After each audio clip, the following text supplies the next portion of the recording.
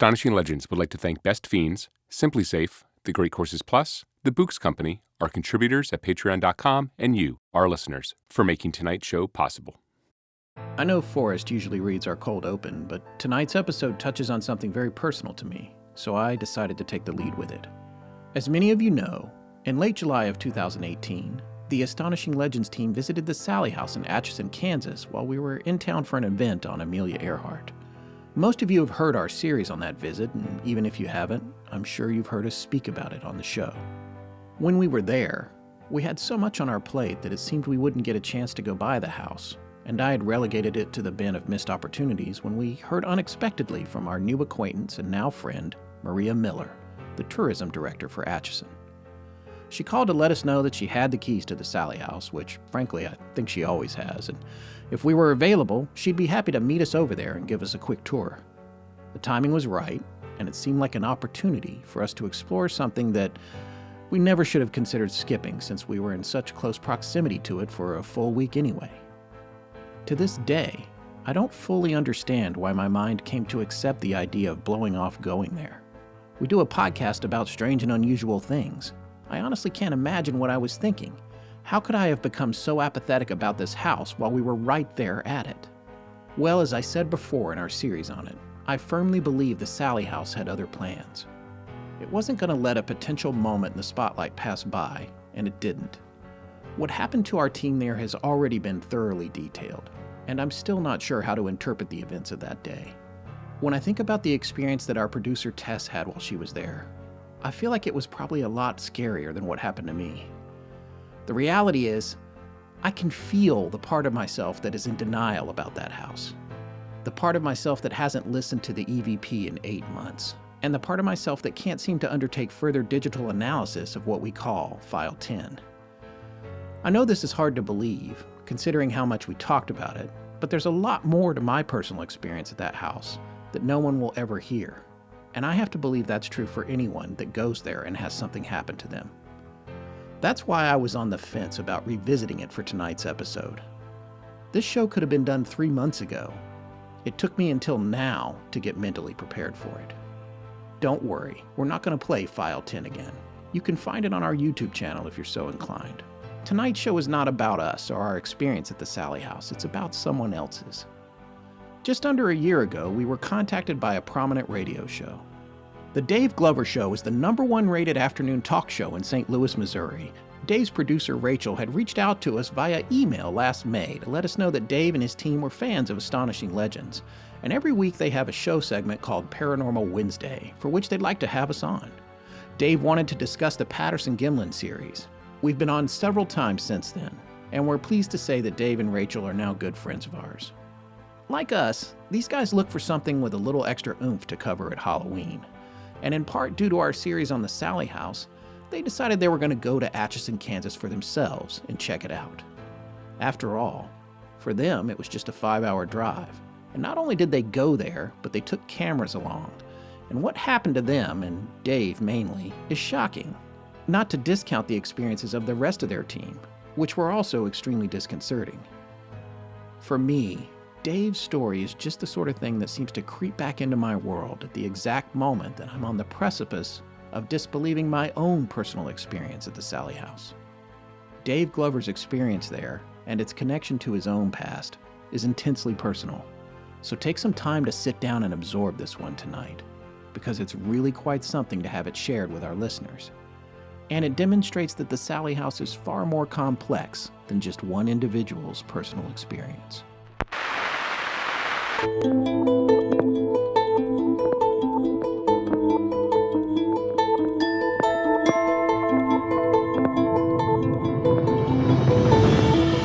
Welcome back to Astonishing Legends. I'm Scott Philbrook, and this is Forrest Burgess.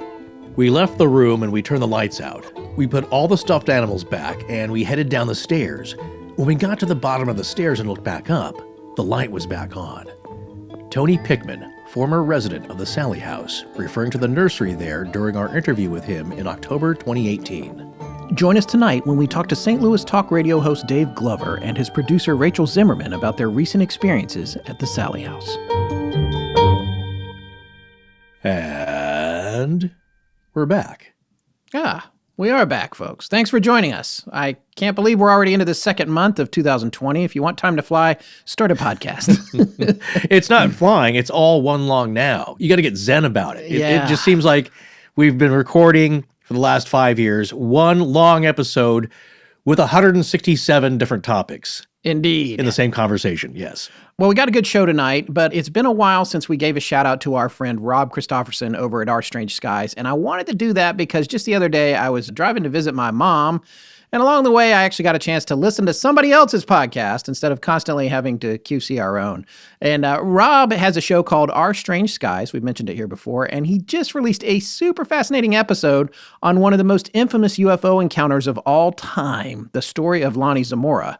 Lonnie was a Socorro, New Mexico police officer who came into contact with some strange UFO in 1964, and that encounter remains unexplained to this day and is considered one of the more unimpeachable accounts that there are in the history of ufology. So it's a pretty cool story. Oh, yeah, absolutely. Lonnie Zamora, very credible witness, police officer for a long time, and the way he comes across in his interviews is he's a no-nonsense kind of guy, and I think all of that wrapped together is why Rob refers to Lonnie Zamora as his spirit animal. Right.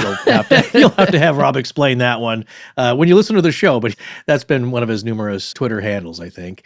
But yes, it's a great story, and Rob is the man to tell it. So if you want to hear the real details about one of the more credible sightings and episodes with physical evidence left on the police car, go find that episode, which just dropped a few days ago. Yeah, I thought I knew a lot about this case, but there is so much more to it. And honestly, the fishiest part of the story is how the authorities handled the aftermath of it. That's where it gets really weird. So anyway, find Our Strange Skies and check it out.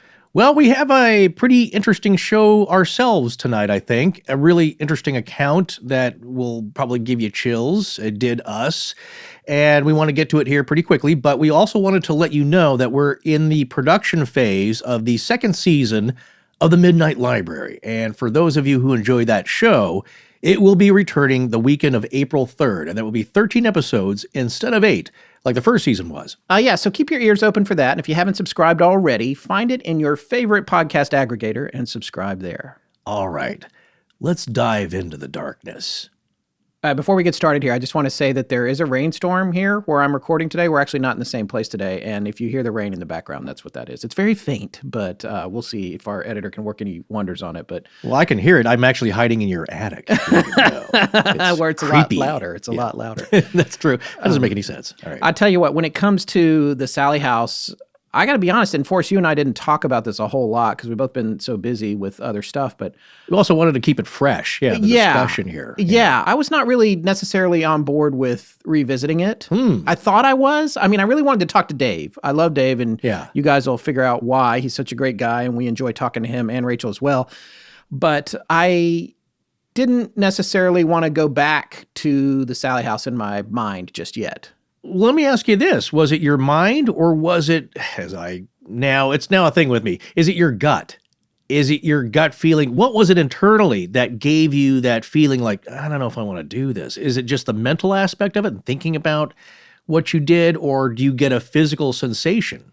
It's the mental stuff. I don't get a physical sensation. All the stuff that followed me home, or I like to say followed me home after we left there, that's gone away. And I guess what I am worried about is drawing its attention again. I see. I don't want to do that. So, but by the same token, I felt like this story was important, and people are always asking us about doing follow-ups, and we want to do more of those in the coming years, this year as well. Yeah. And this seemed like a good way to follow up on this story and on the Sallie House in general. We hadn't talked about it in a while. So I'm glad that it happened this way, but when we sat down to do it, I was still feeling reluctance, I guess. Interesting. Yeah. I don't know what I would feel going back into the house other than maybe more anticipatory of something happening, but who knows? The one thing I want to say, why I thought this interview was great and a great opportunity that kind of popped up for us, is that it's a rare experience to have something that significant happen. And I don't think that people fully understand that. A lot do who study this paranormal field and genre and have done ghost hunts themselves. But I still keep seeing that comment in reviews, and when people were talking about how they went to some place that was really supposed to be haunted, and yeah, a lot of these things turn into tourist traps. But at the root of it, there is something there. Otherwise, you just can't claim a Pinkberry is haunted and start charging tickets if nothing happens. Yeah. You know what I'm saying? There's got to be some kind of draw there. And people just think like, well, hey, I paid my $20 and I didn't get spooked. Nothing happened to me. And they're disappointed and they're upset that they think their money was not well spent. But really, an experience like that, especially something that's that emotionally significant, is very rare still. We've only been to a few haunted, quote unquote, places ourselves so far. And I've recently, like as of last year, investigated a few more. So what I'll say about a lot of these famously haunted places is that a lot of little things happen that are kind of unexplained. A motion sensor goes off while you're looking at a security camera and there's nothing there. Small things happen, but nothing this emotionally gripping. Yeah. That goes right to your core being. And that's why this interview here I thought was really compelling and kind of grabs you. Yeah, I want to talk about the difference in the experiences after the interview, but there definitely is something going on there. And the other thing for me is I just got to a point, it's been about 1.5 years since this happened. And in some ways it's weird. It feels a lot longer. It feels like 2 or 3 years to me. But that's probably because we were working all the time. But in another way, it also feels like a few weeks ago, which is, I guess, what you can say about any significant event in your life. But I was just getting to a point, even though I knew we were planning to do this in the early part of 2020, to talk to Dave. They've had this stuff in the can. This story happened to them last Halloween. So we could have talked to them at that point. But, and I'll talk more about why it took this long to get around to it in a minute, but I feel like I was just getting to a point where I was like, you know what? I really overreacted.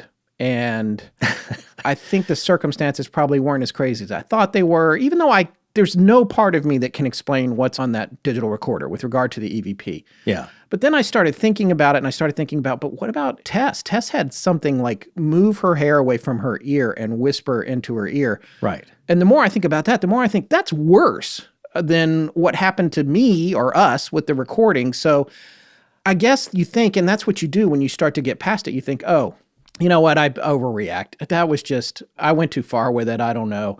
And then you hear the story, like the one that Dave's about to tell, and Rachel and also the other members of their team had some strange things happen. And you think, no, I was right to be freaked out. And guess what? I'm freaked out again. You know, and I always go back to like the idiocy of my early statement when we started the show saying, nothing's ever happened to me. And that's why I'm doing this. And now I'm like 2 years on the backside of the happening. And I'm like, why did I ask for that?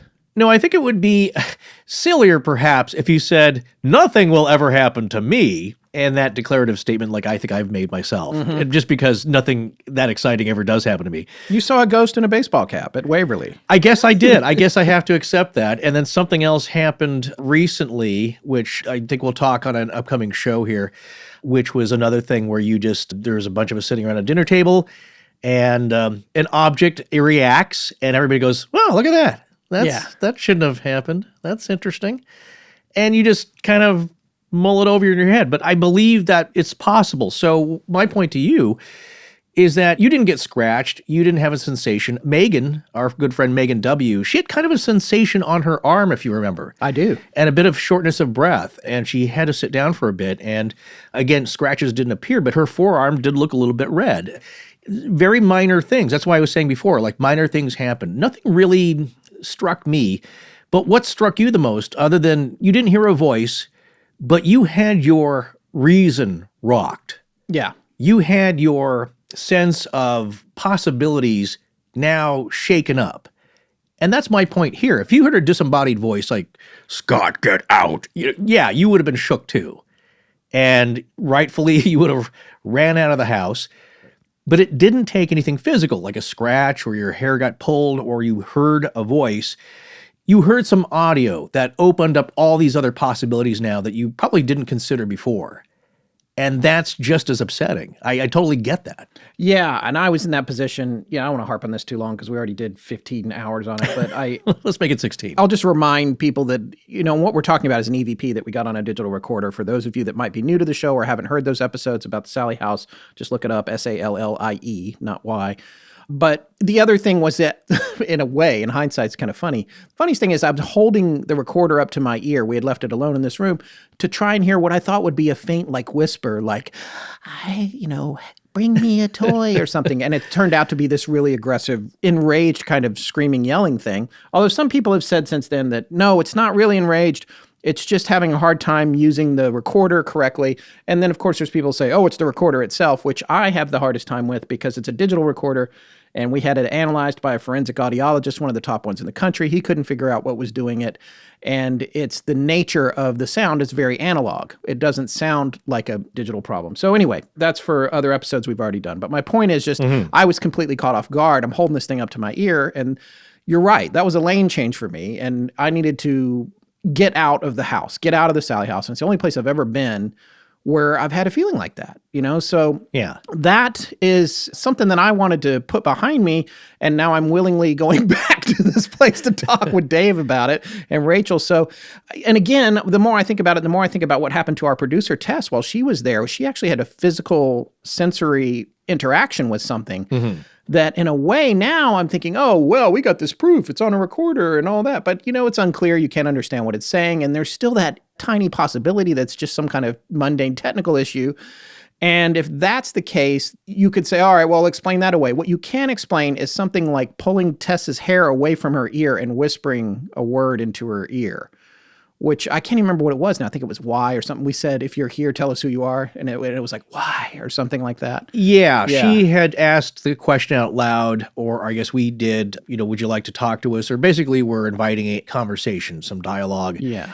And the answer came back, why? Yeah. Like, why do you want to talk to me? And so it wasn't just that she heard why. She heard it in one ear, and before that, she felt it move her hair away like it was something leaning in and putting its hand up to her ear. Or like the breath. Yeah, the breath. Yeah. Yeah, not dramatically. Not that it didn't sweep her hair behind her ear, but it moved. Yeah, it's not like there's a fishing string attached to her hair like some bad after-school special from Halloween 1983. But My favorite Martian had a lot of float because he could get the things to float. Yeah, so it'd be sawing and painting and doing all these mundane chores for him while bouncing around on strings. The idea here is, yeah, it wasn't that dramatic, but as the receiver, we're sitting right there and she was genuinely shocked. yeah, we didn't see her hair move. She felt it and then described it. Yeah, but it was almost like if somebody was whispering and she felt the sensation of not so much the air, but it's kind of hard to explain, but that sensation of somebody whispering into your ear and feeling the breath on your ear and moving your hair. I think that was the sensation, but we were sitting right there and she was genuinely honest about it. And Yeah, well, then she goes, did you guys hear that? yeah. And that's another really unusual feeling is when you're doing an investigation, and we've only done a couple, and you're in a room with a bunch of people, and then someone goes, did you guys hear that? That's when you're like, wait, what? What did you hear? How come you heard something and we didn't? And you get into this whole thing, and it's like, what did you hear? And then, of course, if you didn't hear it, then the person who says, did you hear it, thinks, oh, well, maybe I'm hearing things. And it turns into this whole spiral, you know? Well, as you'll find out from this interview, even afterwards, when you try to do a revisit here, a regroup, and discuss what everybody had experienced, that changes. And people won't remember exactly what they were doing at the time. It gets cloudy.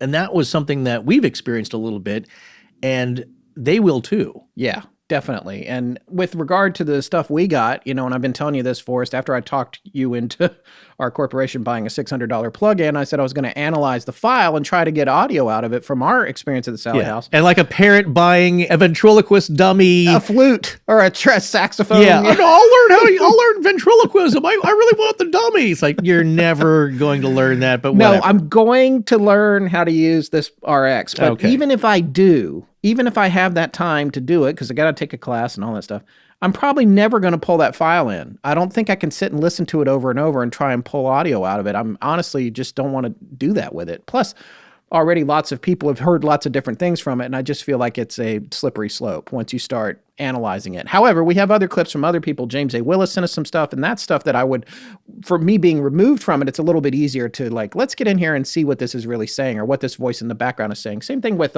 Connor Randall. They have a lot of audio where you hear voices in the background, and cleaning that kind of stuff up, I can see the value in it, as long as you always have that original version. Anyway, I digress. Yeah. Well, I'll just to add a little button on that, and Scott and I have discussed this a lot, and I've continued to use that recorder because, of course, he doesn't want it anywhere near him. And what I will say, folks, is that that thing keeps paying off. More and more stuff has come in, and it's just confirmed for me that it is not the recorder. It is not some electronic fluke. It might be the recorder itself in some way that it is somehow able to make this ITC connection more easily, but it is not a malfunction, I believe, of the recorder because it's producing what I firmly believe are words and answers to my questions. So as Scott said, we have a lot of work to do in that regard, and we'll try to work on that in the background as we can to try and get this thing cleaned up, the audio, that is, because until you do that, it's still going to be very meaningless for a lot of people. Yes, and ITC, for people that don't know, is instrumental transcommunication, which is a term that it was originally applied to EVPs before they became known as electronic voice phenomenon. That's the older term. Anyway, that's a bit of a digression. So leading into this, I did want to say these guys, one of the great things about Rachel and Dave is that they do a real live radio show, a really successful one in St. Louis, and they were able to play audio clips for us from their trip to the Sallie House right in the show while we were interviewing them. So you'll be able to hear that in line. Usually we add that stuff later. The only clip that we referred to and we didn't play during the show was one where Rachel said that she heard something coming up the stairs towards the nursery while she was up there by herself at the Sallie House. And I did request that clip from her, and we have it. So we'll play it after the interview for you guys. But the rest of them you're going to hear while we're talking to them. And again, I just want to thank Dave and Rachel for coming on the show and making this happen. For those of you that haven't heard of it, the Dave Glover Show has been driving St. Louis home for 20 years. They're unafraid to discuss virtually any topic. You'll hear from Dave and his crew's unique perspectives on current events, news, and politics, and anything and everything in between, including the paranormal. We really appreciate them coming on to Astonishing Legends, and for our listeners that don't live in St. Louis but want to listen to the Dave Glover Show, you can do it online at 97.1 talkradio.com/Glover. That's Glover.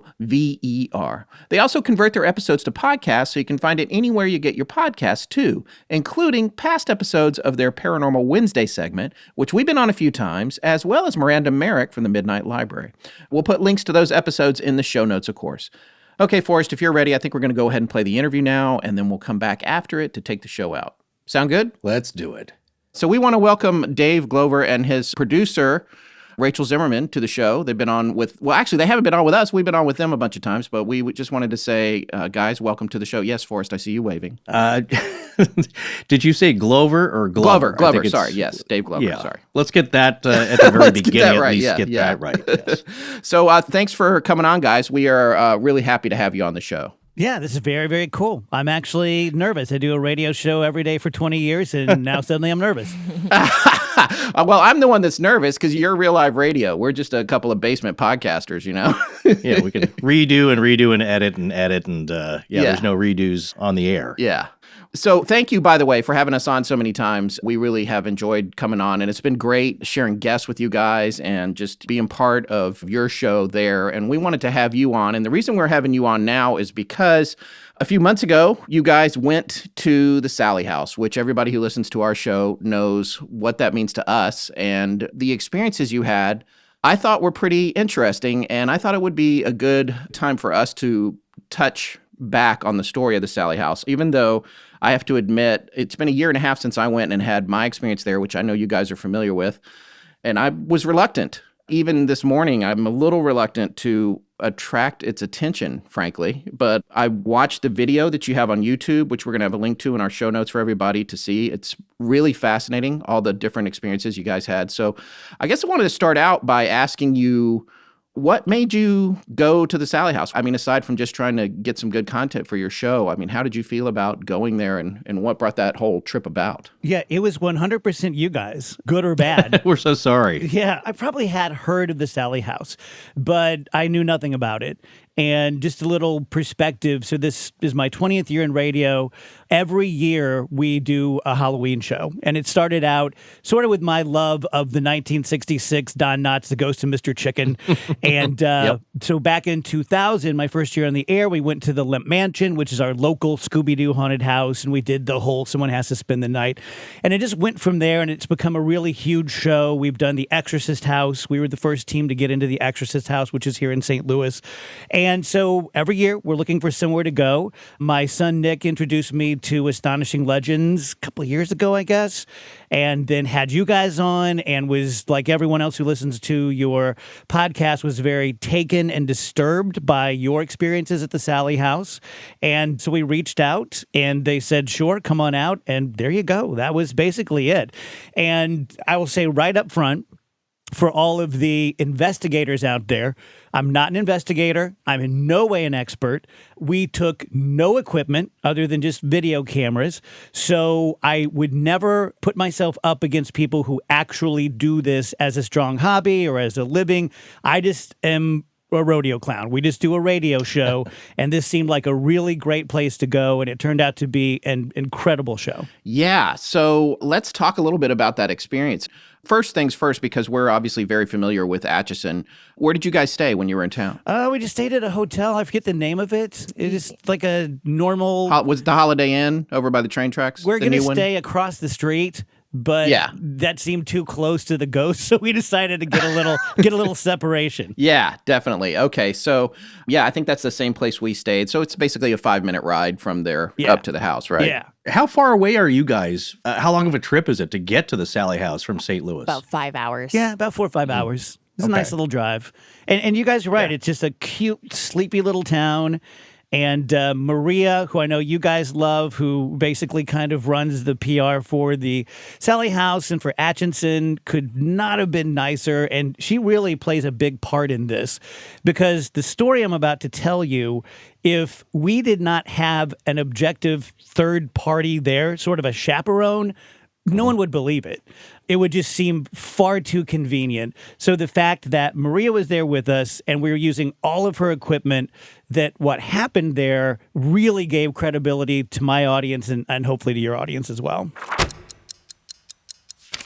I really appreciate a good mobile app game. Something that's well designed, engages my brain, and I can play anywhere at my own pace. But I'm always getting duped into downloading some game that within just a few minutes of playing, I'm like, delete. Because the teasers always make them look so much better than they actually are. Like you've seen that with other big games where you're watching an action sequence. It's not really gameplay. Right, it's a cutscene. Yeah. And I found that a lot of these games are more frustrating than anything else. I'm not a hardcore gamer. I just want something fun to pass the time and relax, which is why I really like Best Fiends. It's a casual play game, and I can play it as much as I like. Yeah, I gotta say, I've really enjoyed playing Best Fiends. It's been exactly what you said. The puzzles are fun and challenging. The characters are likable. They're funny, and there's so much other stuff that goes on with them. Like you said, videos, if you want to just watch that in animation, it's great. It's its own little world. It's made for adults, but anyone can play. My son and I have been playing together, and we're having a blast. Of course, he's being kind enough to let me play at what I call my own pace.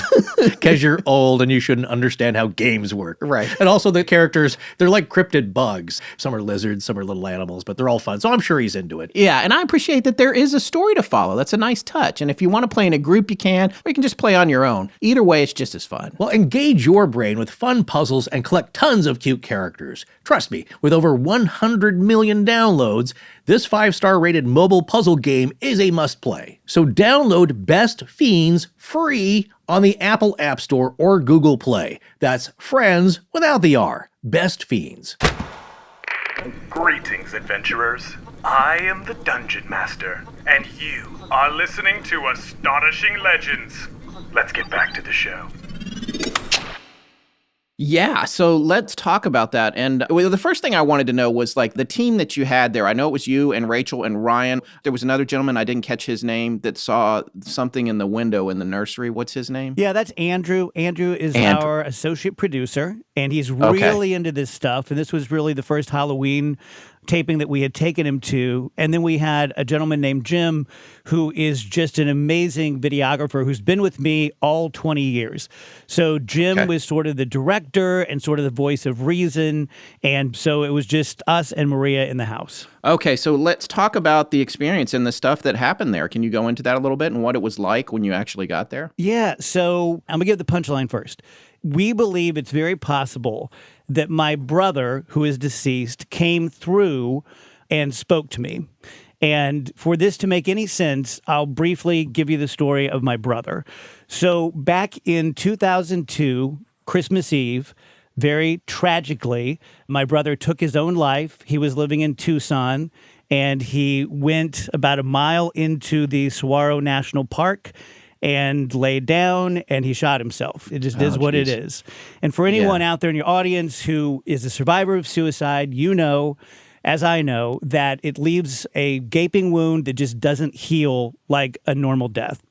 And my brother and I were very, very close. He was 11 years older than me. He was my big brother, and we had a lot in common. He had a lot of issues. He struggled his whole life. And so on Christmas Eve is when we actually found him. He had taken his own life. And it was weird even when it happened. So, like I said, we've been doing the Paranormal Wednesdays, we called it. And back 18 years ago, I had a psychic on, a young man named Tristan Rimbaud. And I've not talked to him in 18 years. But we hadn't found his body yet. But we were pretty sure what had happened. He had spoken about suicide quite a bit, like some people who take their own lives do.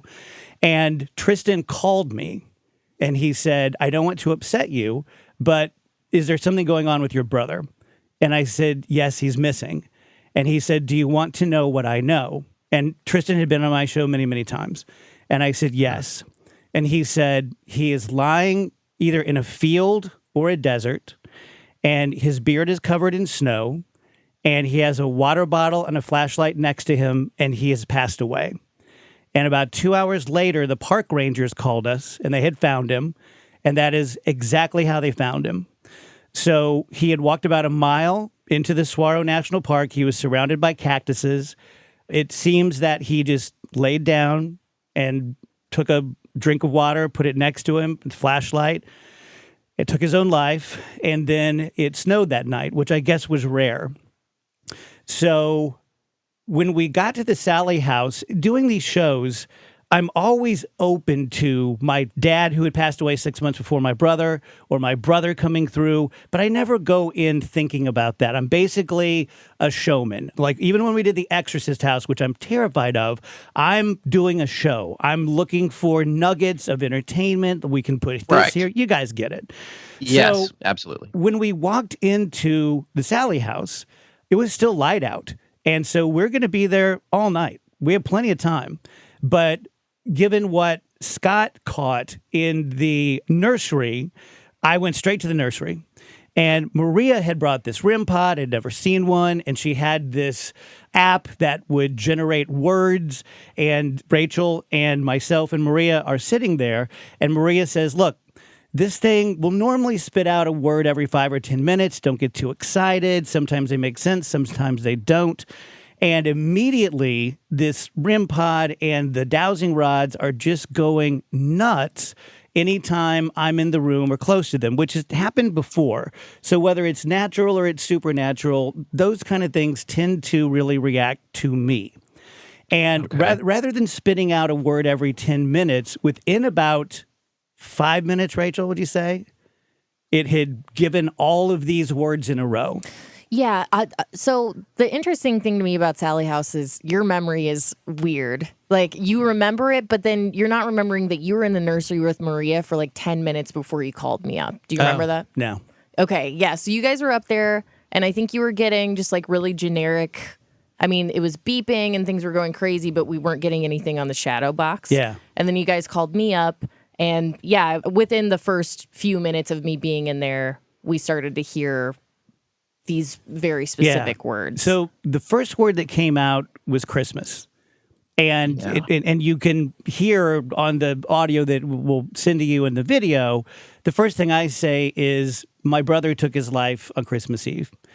And very quickly it says park. And I'm thinking, okay, Saguaro National Park. The next word it says is cactus. Now, mind you, it's not saying clown, baseball, tree branch. Pretty specific. All these things are in a row.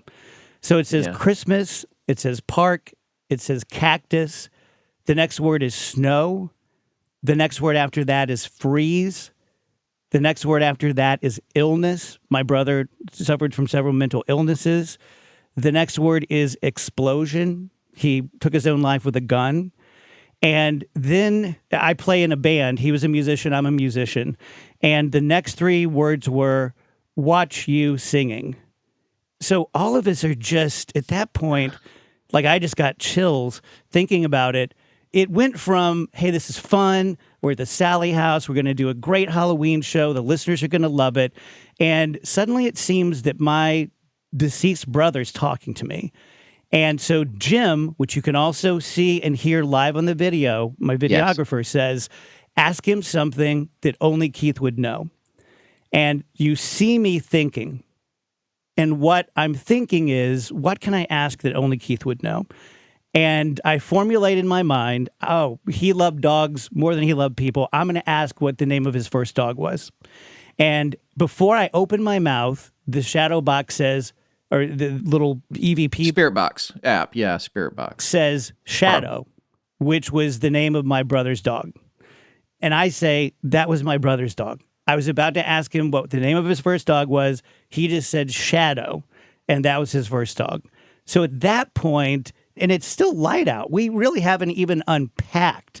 So this REM pod is going nuts, and the dowsing rods are just spinning like a ceiling fan. And it says Christmas, park, cactus, snow, freeze, illness, explosion, watch you singing. And then when I form the mental question, what was your first dog? It says Shadow. Before you could even ask the question. Before I could even ask the question. And at that point, it had just set the tone for the rest of the night and really sort of taken me out of my role as showman. Because now, one of three options. Either my dead brother is trying to speak to me in the nursery of the Sallie House. And based on your EVP, I know that the nursery at the Sallie House is a very active place, not always a very friendly place. Secondly, there's a spirit speaking to me, but it's not my brother. It is somehow feeding off my energy, reading my mind, and trying to make me think that. Or I'm simply seeing puppy dogs in the clouds, and I'm putting all these words together and making them mean something. But it's been now, 6 months or so, and those are some pretty specific words, especially with nothing in the middle. And that's why if Maria hadn't been there, watching this happen live with me, and she does this every day, as you guys know, and she was freaking out because I was telling her the story of my brother as this was unfolding in front of us. And I think I had just said, for example, they found him lying next to a cactus, and this thing said cactus. And I said he was covered, his beard was covered in snow, and it said snow. And so it was almost like a real-time conversation going on, which in 20 years of doing the Halloween show, I've never had anything like that, even remotely close to that happen. Yeah, and that was going to be one of my downstream questions, actually, was in the other explorations you've done, even if you don't want to call them really paranormal investigations, but what you guys do, what you go out and do when you visit these places, have you had, because you said a minute ago that you do feel like you're a focus of activity. I'm taking that to mean that things have happened to you outside of the Sallie House. Yeah, well? For whatever reason. I've always been the focus of when a psychic will come in or a medium or if there's any sort of technology, it always just sort of goes crazy around me. And we make the most of it for the show and we kind of laugh about it. And pretty much every show for 20 years, we've had unexplainable things happen. We've had, whether you look at it as really good luck or really bad luck, we've always had really great shows. But it's never been this personal with me. And it's never been something, I'm a skeptic. I'm a religious agnostic. So I am not someone who just goes running into the room and believing in, oh, it's this and it's that and trying to convince the people around me. Sort of the opposite, which is why I and everyone in the room had such chicken skin going on and the hair standing up on the back of our necks because everyone knows what a skeptic I am and they could see the blood draining out of my face with each and every word that was coming out of this box. Well, Dave, you hit on something that I always say places more significance for me, and that is context. We've actually mentioned it on the show ourselves. When you maybe start up an app like that and you get a bunch of random words, like you said, baseball, shovel, and none of it is making sense. It's all seemingly very random. It's the order of the words and the words themselves that first got your attention. When the first word comes out and it's Christmas, did you immediately get a sense that, wait a second, I should pay attention to this? I did. I really did. Looking back, I didn't expect it, but looking back, as soon as it said Christmas, because it's not like me to try to jam something in and make it into something, especially that early on in the evening. But you can hear me say to Maria, oh, my brother took his own life on Christmas Eve. And of course, she responds like you guys did. Oh my gosh, that's so terrible. I'm so sorry for your loss. But she wasn't expecting, the next 12 words to come out to basically be like a story of what happened on December 24th, 2002. But looking back now, I kind of did. Like, I was shocked with every word, but then again, I wasn't. Right. We totally understand what you mean. Well, there's a couple of follow-up questions here. Do you then feel that, and this is all gut feeling, of course, that there might be a connection with the house and your brother, or just from your brother to yourself, and you just happen to be in the house, and for whatever reason, the house brings out that kind of interaction, that kind of ITC interaction? Or have you had other strange messages or contact from your brother outside of the house? No, this was kind of a one-off. It's the kind of thing that I think about him often, and every week we do a paranormal show, and anytime there is a psychic or a medium on, if I don't ask, they'll usually say something. So there's obviously a really strong connection between my brother and I still. But this was the first Halloween show that we did, the first investigation that we did, where his name really even came up. And we had planned on spending the whole night. And I think we were out of there by 10 or 11 p.m. We experienced something I've never experienced before. Now, if you spend, if you go to the Exorcist House like we did, it's terrifying and, it kind of takes that out of you physically. But we all around 10 p.m. just said, I think we're ready to go. And we went to like a little bar and we had a couple beers and some nachos and we went back to the hotel and we drove back. And it was almost as if nothing had happened. None of us were freaking out. And like we talked about when you were on my show right afterwards, each and every one of us, and Rach can speak to this, have had it's almost like a malaise or an amnesia.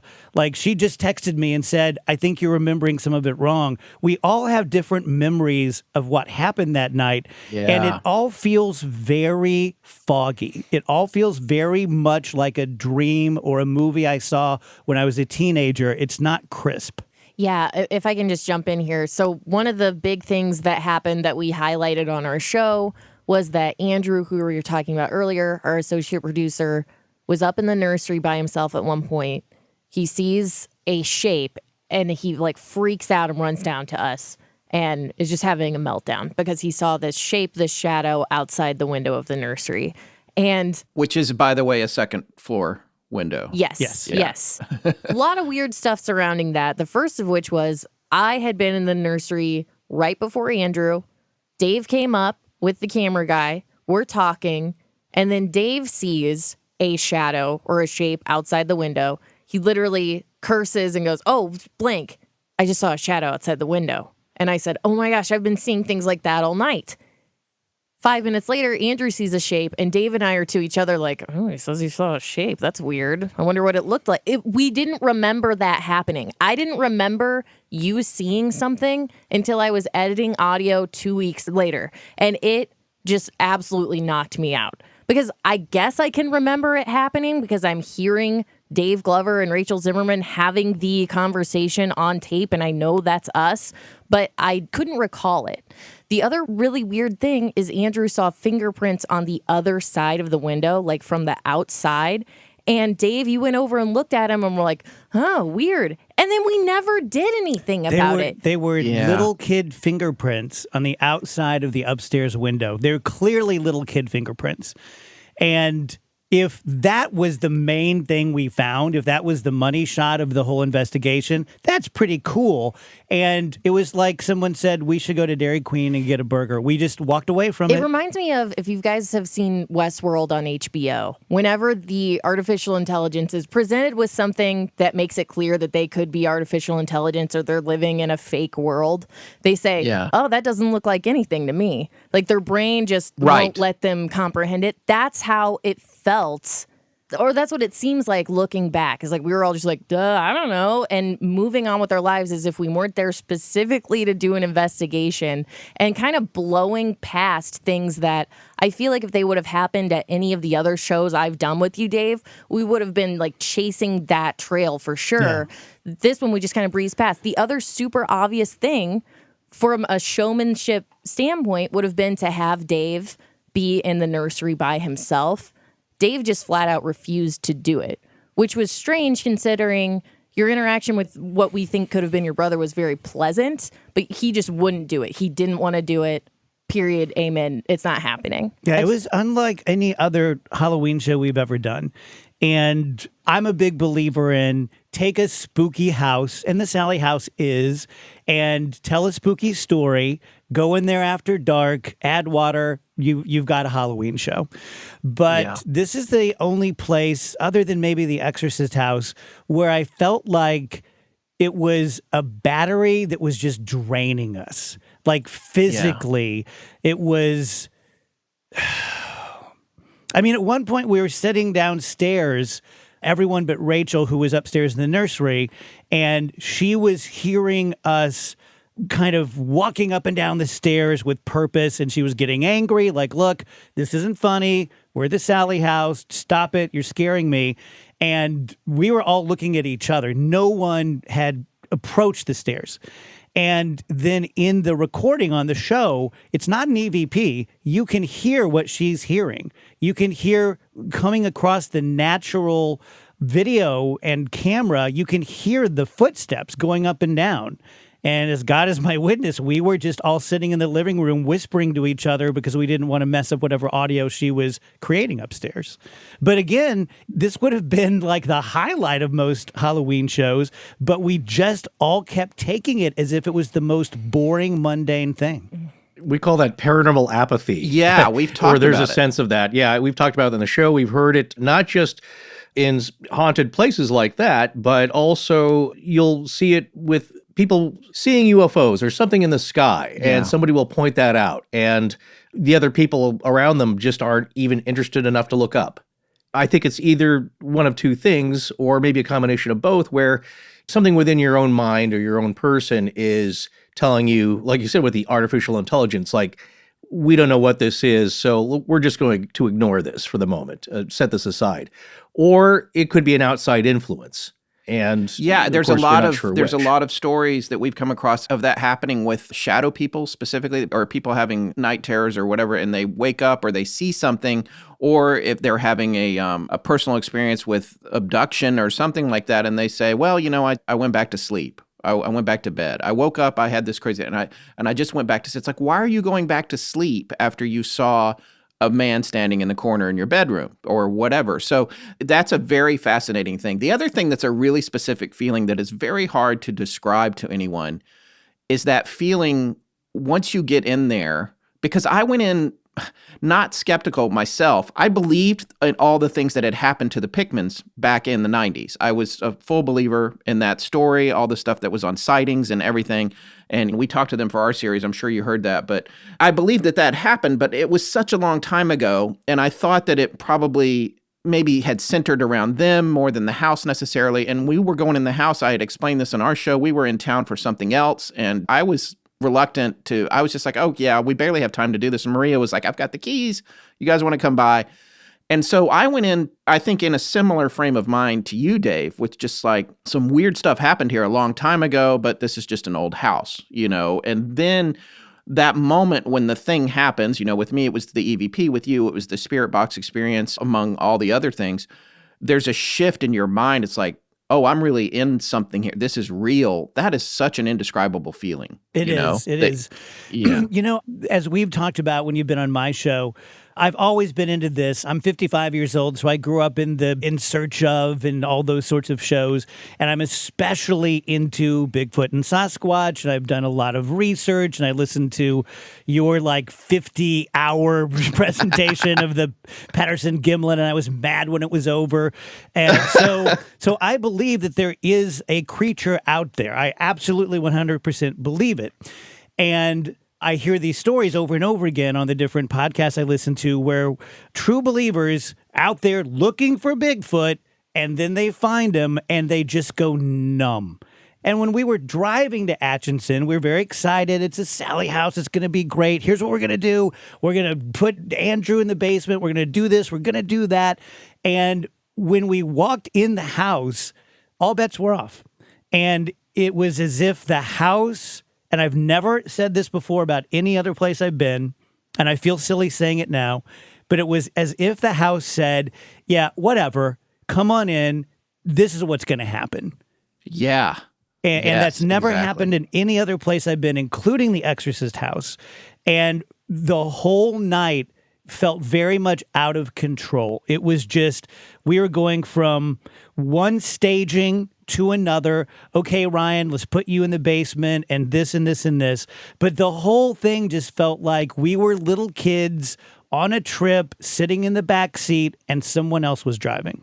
Well, Dave, in connection to that feeling, this is a follow-up question to your first story here. Do you feel in your gut that what was communicating with you was your brother, actually, or was it something else that just knew these answers to your questions or knew the story? And like you said about being led around the house, it was kind of giving you a show. Well, as I said, I'm a religious agnostic, but I'm not an atheist. I'm what I call a hopeful agnostic. I don't want to die and never live again. I want to see my brother. I want to see my dad. So I'm very hopeful that I'm wrong and that there is a God and we're all going to live forever. So when it appears that your dead brother who you haven't seen in 18 years is speaking to you, I think your default is to want to believe it. After that, some strange things happened, but nothing malevolent. No one was touched. No one was scratched. No one was shoved. And so my gut is that if anything supernatural happened, it truly was my brother taking the opportunity of me being in this place that has some sort of power or space or a thin membrane between this world and his, taking that opportunity to speak to me and let me know that he's still there. That's my gut. It would make me very, very sad if it were just a random spirit having fun. That would feel especially cruel. That to me would be far worse than getting scratched up like the Pickmans did. That's far more emotionally damaging and cruel for a spirit to pretend to be a deceased loved one and just sort of laugh at you. Yeah. Yeah.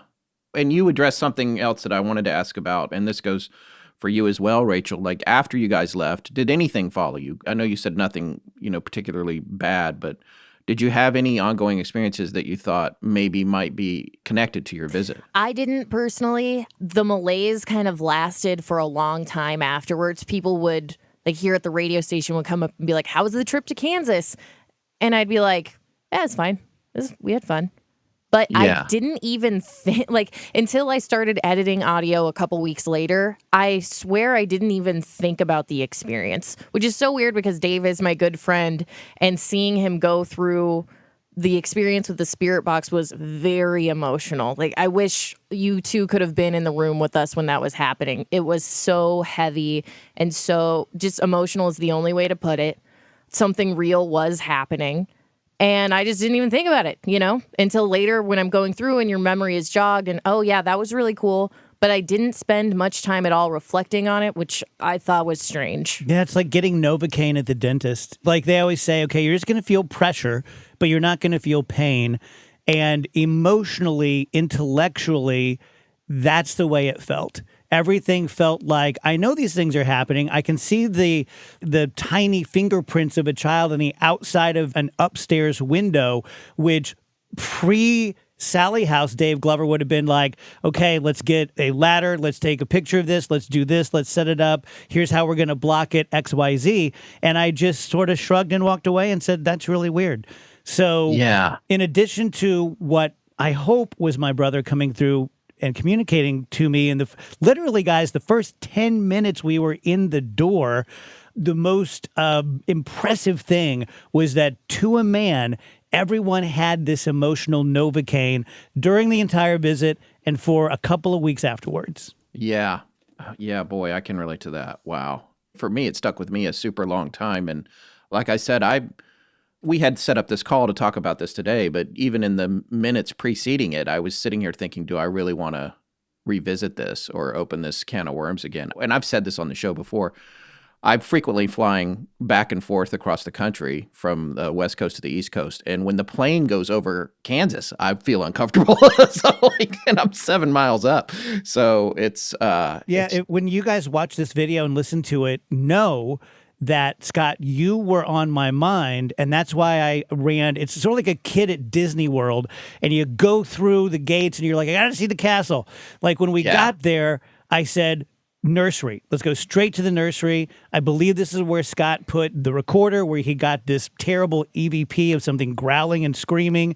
And so I was thinking of you, and then I was expecting something like that. I was ready for a screaming demon. I wasn't ready for my deceased brother to come through and tell me that he watches me singing and telling me the name of his dog before I ever ask him. I was ready for a battle. I wasn't ready for something soft and emotional. Well, yeah, and the amount of activity that you guys had too, and you see that when you watch the video between the REM pod, which we haven't been on a lot of investigations with those, but generally they just sit there, and a light flashes once in a while, or there's like one beep. But what was happening with you and the dowsing rods and the REM pod while all that was going on was right up there with the bedroom in Close Encounters when it comes to get the little boy. It was just like crazy, all that stuff. Yeah, they were working in conjunction with each other. It's not like one would be super active and the other would be quiet. There was another moment where Andrew was in the nursery. Do you remember this, Dave? Yes. I just listened to the whole show this morning in preparation for the interview. And so when Andrew comes in and they say, does Alice mean anything to you? And he goes, yeah, that was my grandma. She lived with us for this many years, blah, blah, blah.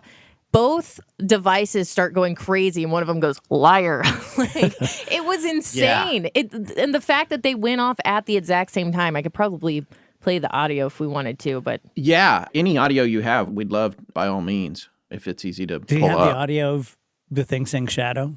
Yeah, hold on, give me 1 second. I'd love to hear the footsteps, too, because I didn't pick up on that in the video, but we can get that later, too. There are so many home security monitoring systems on the market, it's hard to choose. Scott and I want to take a few moments to talk to you about Simply Safe. As a homeowner, if you get an alert that your burglar alarm has been triggered, you really don't know if it's the real deal or not. All you know is that the alarm went off. And that means law enforcement might be wasting their resources on an unnecessary call. Well, Simply Safe Home Security is the comprehensive answer to your home protection needs. If a sensor goes off, Simply Safe uses video to aid law enforcement in determining if there's a real crime in progress.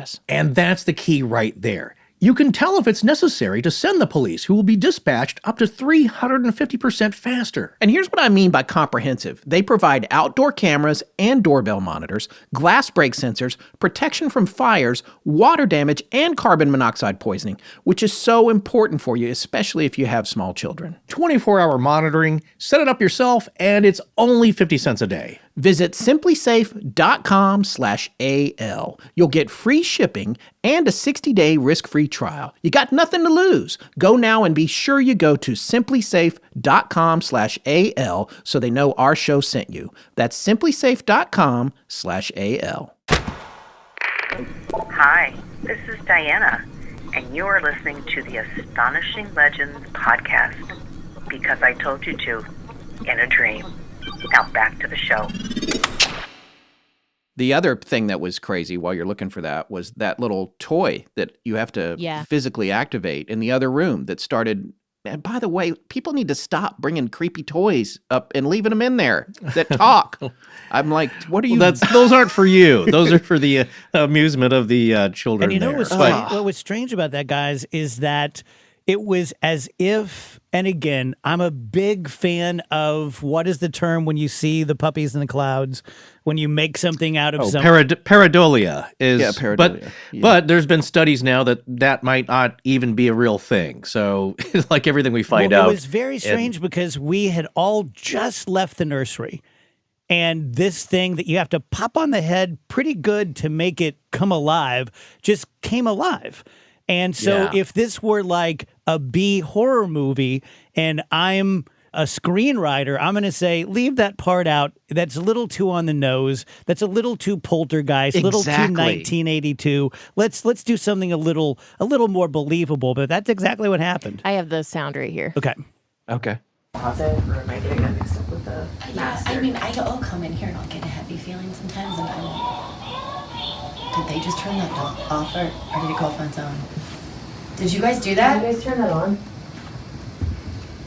There's no one in the room. Shut up.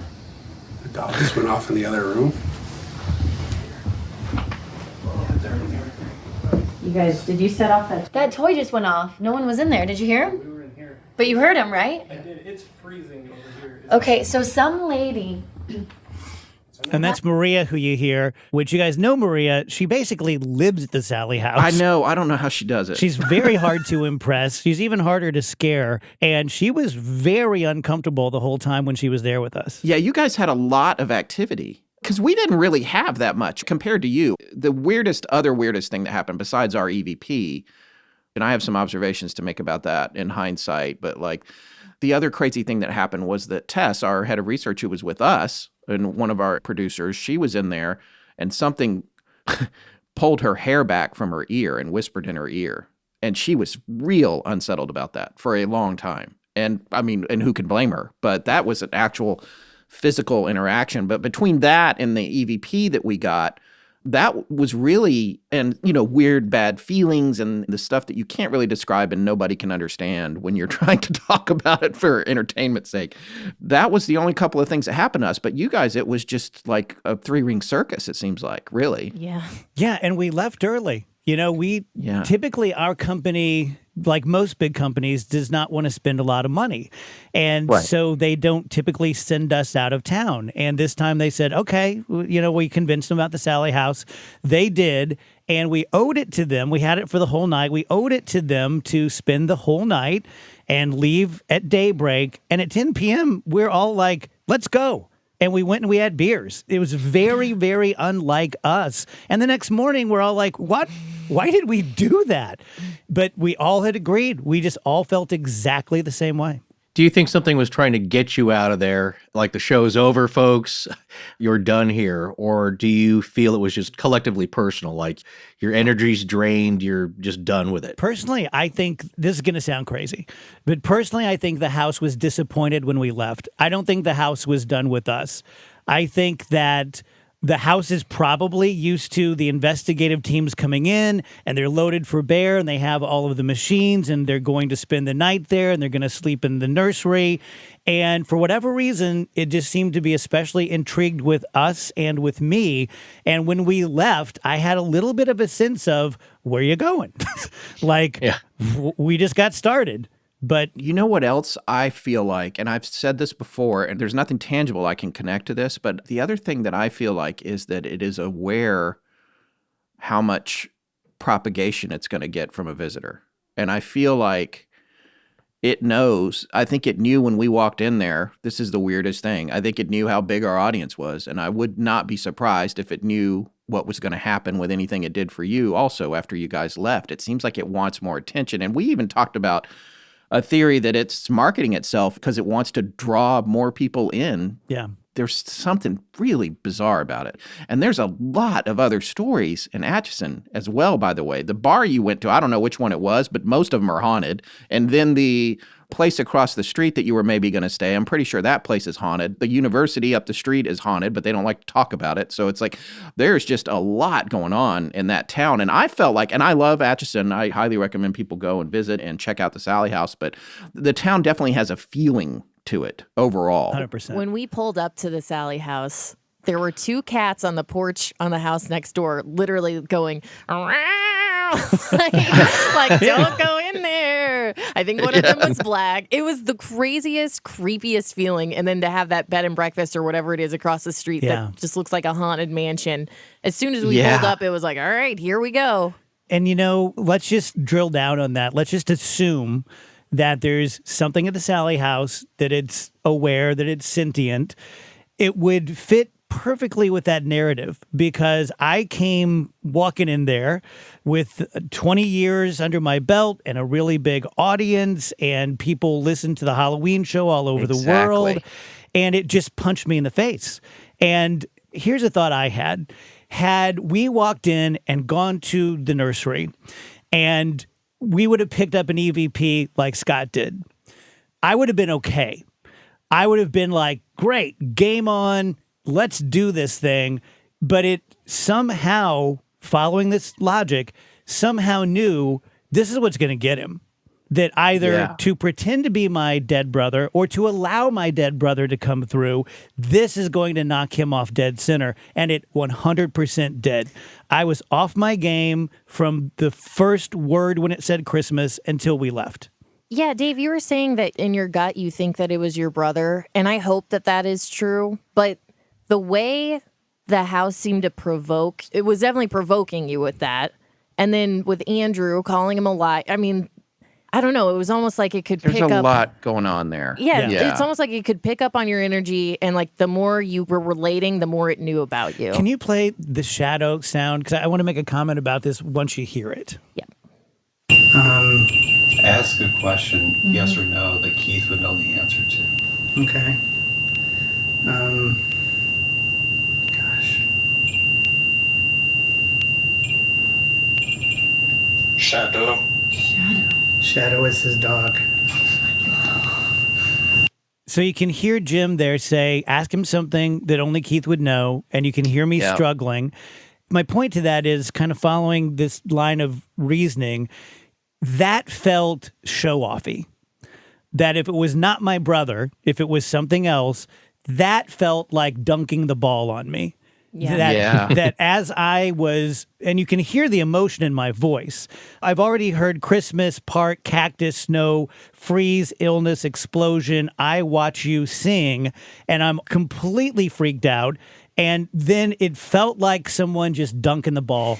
Like, here you go, Shadow. That's his dog. Now what? What are the games you want to play? Yeah, what do you want now? It's like not just someone dunking the ball, but like Michael Jordan. You know, like it's like jumping from the half court, you know? And just for our listeners, what you're hearing, that squeal, that's the REM pod going off. It never stopped. Yeah, that's one of the amazing things that I saw in watching the video is that, like Scott said, a lot of times you take it to a haunted place and it just sits there. And I've had the experience at the Waverly Sanitarium where it was going off for a small session a lot, like beeping, but not a continuous tone like that. And that's significant. And as people may know out in our audience, that it's essentially a proximity sensor is one of the functions it has. So when something gets near the antenna within probably a couple of feet, it starts to go off. And in relation to that, though, do you guys think that there were multiple things interacting with you, or that something that was singularly in charge was kind of orchestrating this, or was it a group effort? My feeling was that there was definitely one energy that was orchestrating things, but that there were multiple things happening because they all had a different flavor. Some of them were very playful. Others were very odd and off-putting and scary. But from the moment we walked in the house, it was as if something was saying, okay, Mr. Hot Stuff, you're on my territory now. I'm going to dictate how this evening goes, and we're going to start right now. Come upstairs, sit down, and that's when Maria said, I have these ghost hunting machines. I'd never seen them before. She warned us, don't get too excited. They're probably not going to make much noise. And it was just constant. It was loud. It was weird. Whenever I held the dowsing rods, they literally, both of them spun as fast as they could go. You can see it. So you can see it on the video. And that's what it was like. I would love to go back with both shoes on because I felt like we walked in there pretty cocky. I've done this 19 times. This is my 20th. This is going to be great. The guys from Astonishing, or they're going to love this. We're going to get so much stuff. And I just felt like a little kid, and the principal takes you by the shoulders and puts you in a chair and starts dressing you down. That's how the night felt. You know what's interesting about that, and I don't think I've talked about this as it relates to our particular EVP, but this connects to like that thing about, we had a friend who's a psychic or a medium, I guess, and when she looked at some of the video we shot there, and she noted that, I think when I was out in the yard, maybe, Forrest, you can correct me if I'm wrong on this, but that it seemed to have taken an interest in me because I was the most skeptical person in the party, and that it was like, oh, this is the guy we're going to mess with. And then we took the EVP. There was a gentleman who was a guest on the show who lives in Florida. I think his name's Josh, who listens to EVPs all the time. And he was the one that we kind of got intertwined with our EVP. We both sent our recorders the same week or within 10 days of each other to that forensic audiologist. And that was a whole nother side story of strangeness. But within the EVP, he tried to decode what he thought was being said. And there was some very strange things in there. But this is a weird story, and I've not shared this about Sallie, but when we went to town, when I rent cars, I love cars, and everybody knows this who listens to the show. I love cars, so a lot of times when I travel, I'll rent something weird that I've never driven just for the fun of it. So when we went to Kansas City, I rented an Escalade, like a brand new Escalade. I was like, never driven one of these, and because we also had a bunch of people we were going to be driving around because we were in town for an Amelia Earhart thing, and there was a lot of people.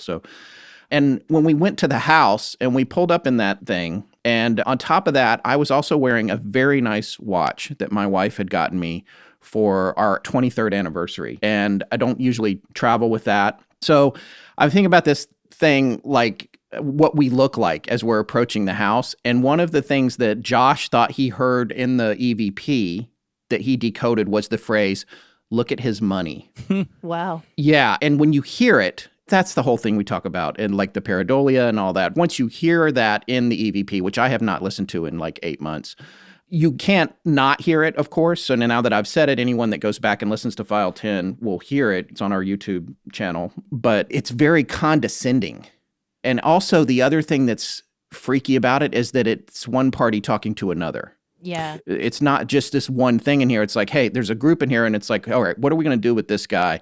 Oh, look at his money. It's like, oh, it still creeps me out when I think about it. Well, to your point earlier, and to Dave's feeling, it's the whatever's there. And if you feel like it's being orchestrated or it's that trickster element that's playing with you, what our mutual friend said was that it looks for that agnostic attitude because they get the most bang for their buck out of it. Because not that I've had a lot of paranormal experiences myself, but if I got an EVP and it said, Forrest is a liar, Forrest is stupid, it's like, okay, well, I've been called worse. And I'd be kind of wowed by it, but it wouldn't have rocked me that much. And I think that's what she was saying, is that it singled Scott out because he's like, oh, come on, where's the gift shop? Let's just get our trinkets and split. And it wasn't going to be a big deal. But since he didn't have that background of actually believing that something would happen, he was affected the most. And that's what it looked for. Guys, I don't know how much you thought about this, but having listened to that episode, the first thing that hit me was that it went after Scott because of your son. That you had your 9 or 10-year-old son sitting right outside the Sallie house. And to me, even more than an Escalade or a nice watch, that's just fodder. That's like, oh, I can't lay off this. This cocky a-hole has his son here. He brought his child. Okay. Yeah. That to me fits nicely into a narrative that's the difference between, hey, Dave, would you like to talk to your dead brother? And that screaming, growling, I'm so angry thing that you picked up, where you guys were there for the Amelia Earhart Festival. You want to get a hot dog. You want to go to TGI Fridays. You want to go to the Sallie House. It was almost dismissive. And then you got your son sitting outside there. That was the narrative I took from your experience, was it was much more of an F you to you guys and to Scott. Whereas with me, it was, this is going to be fun. Like, we're going to have a good time with this guy. Yeah. Which is why I understand completely why you have PTSD from it, because that was so personal. And had the next few words from this spirit box been, I'm so disappointed in you. You have let me down. You were not there for me when I needed you. I would have fallen apart. I probably wouldn't have finished the show because at that point I was hooked. I believed it was my brother and it was pleasant. It wasn't, I love you and I miss you. But had it gone dark in an emotional way?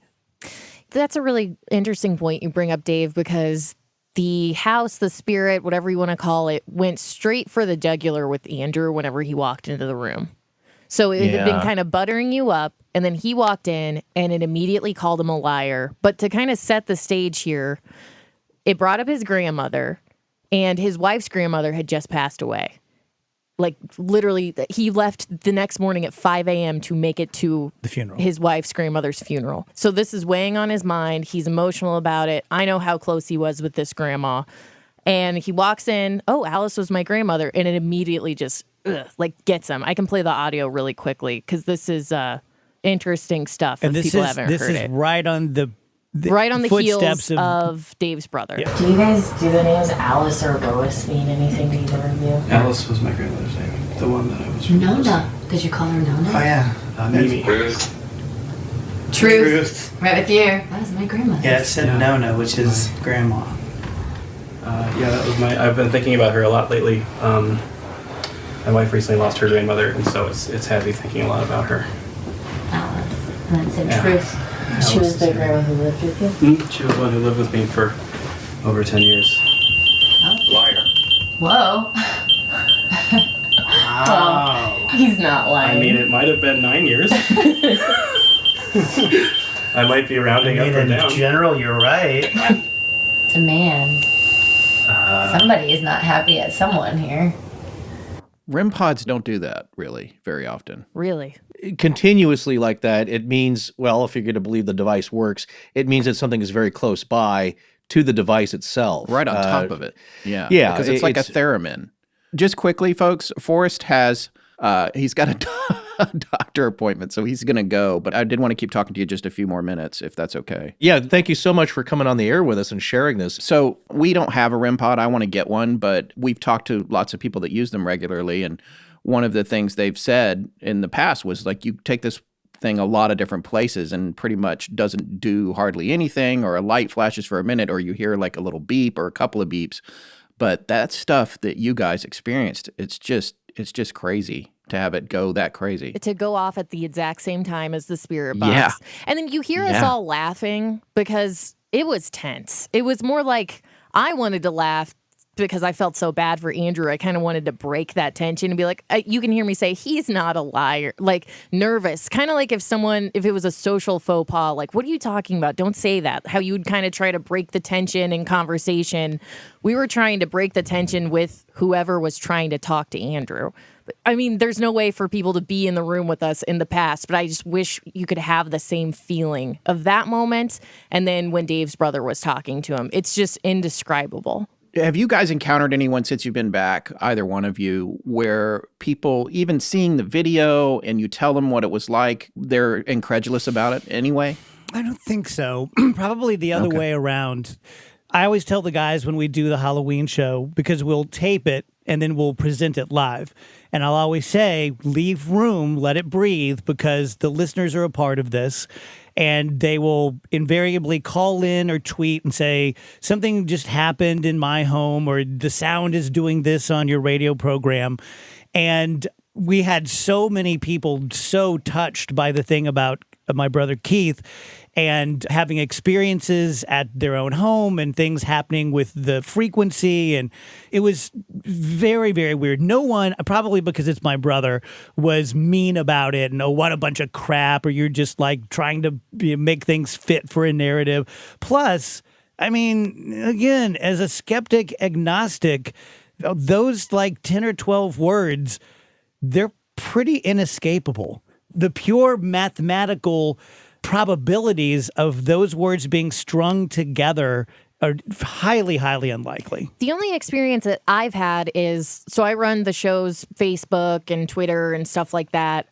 And we had listeners coming out of the woodwork that are not frequent commenters. They don't frequently reach out to the show saying, you guys should not have went there. Yeah, we get You're that gonna all the time. Yeah, but this was a lot. Yeah. It was people who didn't normally comment, feeling compelled to go, Yeah. something probably followed you out of there and you're going to regret going there, and I'm not listening. We went to the Exorcist House, which just quickly is here in St. Louis in a little bedroom community near the University of Missouri, St. Louis.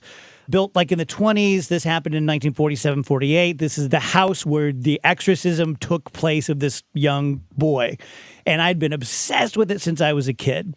And so finally, the person who lived there, a young man, was a fan of the show. He let us come in. We were the first people ever to set foot in there with video cameras. So I was very excited. But again, I'm a showman. And I wasn't making things happen, but I'm doing a show. Like, okay, now let's go to the room and let's do this and let's put this person upstairs and so forth and so on. And ever since then, I have felt a disturbance in the force, so to speak, of, oh, this is that cocky guy that went into the Exorcist House to do a show with a complete lack of respect. And that has sort of followed me over the years with the Halloween show. So whether that's directly connected to the Sallie House, I don't know. But since walking out of the Exorcist House back in 2008 or 9, I had a very strong sense of that. Like the next morning I woke up and thought, that was the wrong way to do that. You know, you should have had some reverence for it. I didn't go in and, you know, do anything stupid, but that has always sort of, no pun, kind of haunted me. Yeah. And, you know, it's weird. Then I went back in like 2014 or 15, and I was the co-host of Exorcism Live on Destination America. And we spent 3 or 4 days at the Exorcist House getting ready for the show. And like anything, it just becomes a house. You know, you're there 4 days and you're taking your meals and you're cutting up and stuff. And again, I've always just kind of felt like a little bit of an evening, like, okay, I see you. You're back. So who knows if that could have something to do with the way that the Sallie House treated us. Well, I will be curious to see what happens this year whenever you figure out what you're doing and where you're going this year. Forrest is trying to get me to go. We've already got a trip on the books to go back to Waverly. So in June, I think. And could you go back to Sallie? I don't think I could, to be honest. I don't think we bought this really expensive plug-in for Pro Tools, which I talked about on the show, I think, that, you know, looks for dialogue in bad audio. And it's designed for television and movie producers when something's gone wrong and they can't get De Niro to come back and fix the line or whatever. So you use it, and it's a really, really powerful tool. And it has some kind of algorithm where it will try to recover dialogue from things. And I wanted to run File 10 through it and try to learn how to use it. And just learning how to use it is like flying an airplane. So there's that whole component. I would have to take classes to figure out how to be effective with it and its dialogue recovery. And I still plan to use it. Other people have sent us files that they want me to run through it. It's called RX, you know, and it's a plugin for Pro Tools. But I don't think I'll ever be able, even if I do learn how to use it, and of course it's been a year since we bought it now and I haven't, I don't think I would even be able to listen to File 10 enough to try and recover the dialogue from it. Now, one thing I will say, though, is that Forrest has done some other investigations with our recorder and picked up some similar audio in other places. And we have talked to some people that have said, you know, you should consider the fact that it's possible it's the nature of the recorder. Yes, it's getting something, but that the reason it sounds the way it does has more to do with it not being exactly the right tool. And people that would call themselves psychic have said that they thought it was frustrated because it was difficult to use it effectively. And that was what was making it so angry. And so I've never heard an EVP with more emotion behind it than File 10. Yeah, I know. It's weird. And that's one of my favorite. I'm not sure I heard him right, but I think it was who sat in the basement? Was that Andrew or Ryan? That was Ryan. That was Ryan. So I think it was Andrew. Andrew was the one that saw the thing out, the shape in the window, right? Correct. It sounds like on tape he's going, I can't remember the exact quote, but it sounds like he goes, I need to get out of this room for a minute. And then like as he's walking away, you hear it sort of off camera. And it's like, or maybe for all time or something, or forever. He's like he wasn't ever going to go back in the nursery, which is like, that's the feeling. After I heard the recording, I was going to listen for like whispers or something. And when I was holding it up to my ear downstairs there, and when I heard it, I went out of the house and never went back inside ever. And I don't think, I mean, they had to get all the gear and come out, and that's when we left. So anyway, I really appreciate you guys coming on to talk about this. I'm glad that we did it. And I think that our listeners are going to be really interested in your story. If it's not too difficult, Rachel, and I don't know if it is, could you play the part with where Dave's talking about Keith? Yeah, it's probably my first cut here. Okay. Doesn't seem too bad in here right now. Yeah, this is flatlined. Christmas?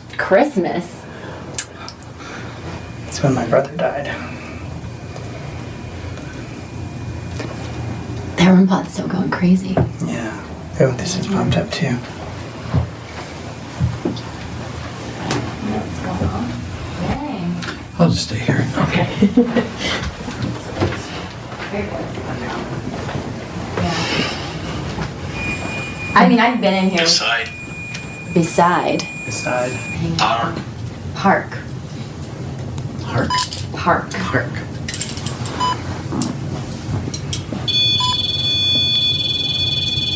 How do you usually do these? So you can, hold your hands real steady. Right. Yeah. Ask a question and cross if it's a yes, or uncross Okay. if it's a no, or the other way around. So let's cross if it's a yes. Is someone trying to communicate about my brother? Whoa, start. That's a big time yes. My brother took his own life in a park. Birthday. You just talked about. With what? What'd you say? My brother took his own life on Christmas in a park. Freezer. Well, it's going crazy when you're talking about that. Yeah. Everything just went off. Freezer meaning? He did it in the middle of winter and he was covered in snow. So do you like sports? Look how crazy that's like a guessing like crazy. Oh, I got chills. Yeah. Oh my gosh.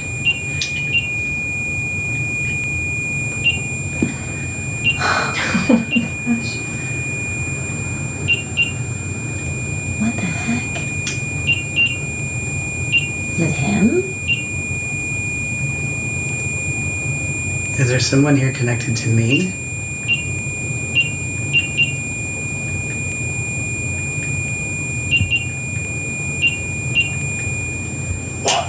Watching. Jim, you getting all this? Jeez. Is there something you want to tell me? It's getting faster. Here. Here. Is it Keith?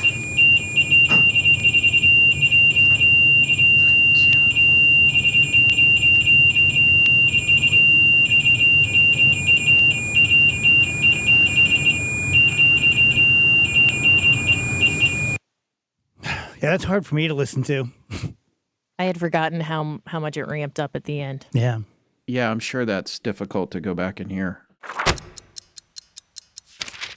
Have you been enjoying the new lecture series we started on the Great Courses Plus, World War II, Battlefield Europe? It is so good. And Forrest, I know you're a big fan of this period in history too, right? Oh, yeah. I've certainly watched my fair share of documentaries and movies and TV shows on the subject, but what blows my mind is that the subject of World War II is so massive that to this day, I'm still learning new things about that era. Well, that's the thing about it. World War II involved everyone, every country, nation, and continent. No one wasn't affected by it. And this series focuses on the choice America had to make, which we live with today. And that's, do we get involved? Do we go it alone? Do we stick to our isolationism? Fascinating. And this guy who does the lecture, Professor Stone? Yes, Professor Stone. Yeah, he really knows his stuff. And he does a good job of showing how one little battle going a different way could have changed everything. One of the points discussed was a pre-D-Day event. Apparently the Germans killed like 750 American soldiers during a training exercise in England. And there was this crazy mad rush to recover their bodies to ensure they hadn't been captured and the D-Day plans hadn't been compromised. Can you imagine? Oh yeah, so many little twists of fate in World War II.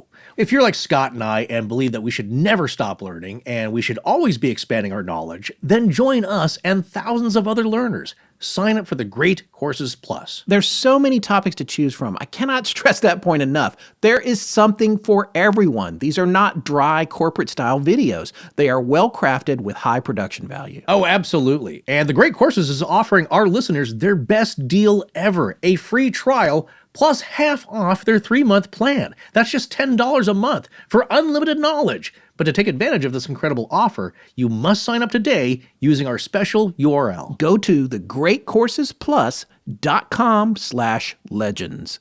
That's thegreatcoursesplus.com/legends.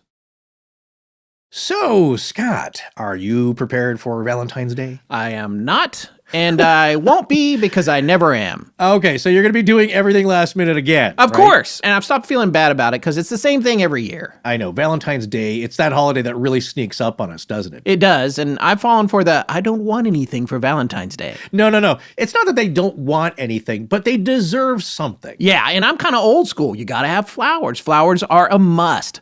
Beautiful, fresh, fragrant flowers. Ah, yes, sounds like a segue to the Bouqs Company. Right you are, sir. And for those of you who don't know, it's BOUQS,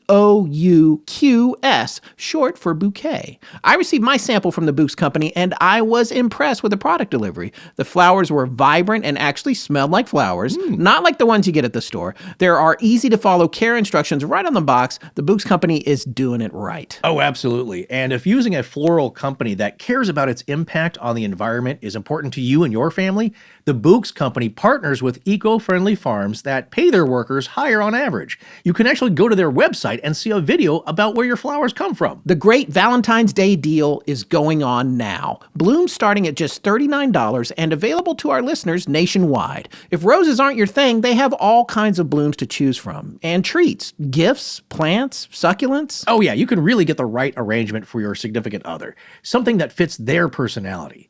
Get 25% off your order from the Bouqs Company. Go to Bouqs.com/AL. That's BOUQS.com/AL for 25% off. But you must use the code AL at checkout. They offer next day shipping as well as same day delivery. That's BOUQS.com/AL for 25% off your order using the code AL at checkout.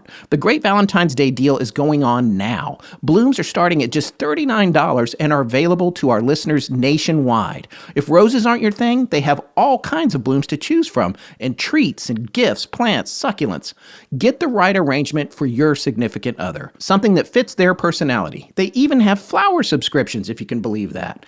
And you can feel good about your purchase too, because Bouqs works with some of the world's finest eco-friendly farms, and since their flowers are sourced directly, they arrive fresher and live longer. So again, that's 25% off your order from the Bouqs Company at BOUQS.com/AL with the code AL at checkout.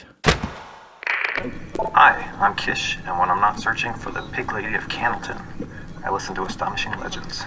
Let's get back to the show. Yeah, so you want to go back? You already said you wanted to go back. Yeah, I would. Yeah, I just feel like unfinished business. I don't feel any sort of adversarial or this time I'm going to show you. It just kind of feels unfinished. You know, we left a little early. I would like to go in prepared this time. I was obviously completely unprepared for that, and say, okay, if you want to talk to me, whether it's Keith or it's something else, let's talk. So I imagine we'll go back. I'm not sure if we'll go back this year, but I think we're probably going to have a round 2 at the Sallie House. Well, you can go back. I'm going to go by myself. Are you not going back, Rachel? I don't want to. I feel like, and especially after talking to you guys today, I feel like we should be happy with the way we left things. That we got out of there without anything too bad happening, too terrible happening. And if I were you, Dave, I would just leave that interaction alone and say, I hope it was my brother. But I have a very bad feeling that if you were to go back, you would find out that it was not him. Quite possible. Well, guys, I can't thank you enough for coming on the show and spending so much time with us. I know you have crazy schedules, and we just really appreciate your coming on. Yeah, happy to do it. If anyone wants to find us, they can do it at 971talk.com. It's the Dave Glover Show in St. Louis, and we will put together, we'll send you guys everything that we have, but then we'll put together some stuff on our end as well that people can find. Right. Okay. So now that we're on the back end of that, the first thing I want to say, I didn't want to do any spoilers up in the top of it. First of all, it's an amazing story. Thanks again, you guys, for coming on.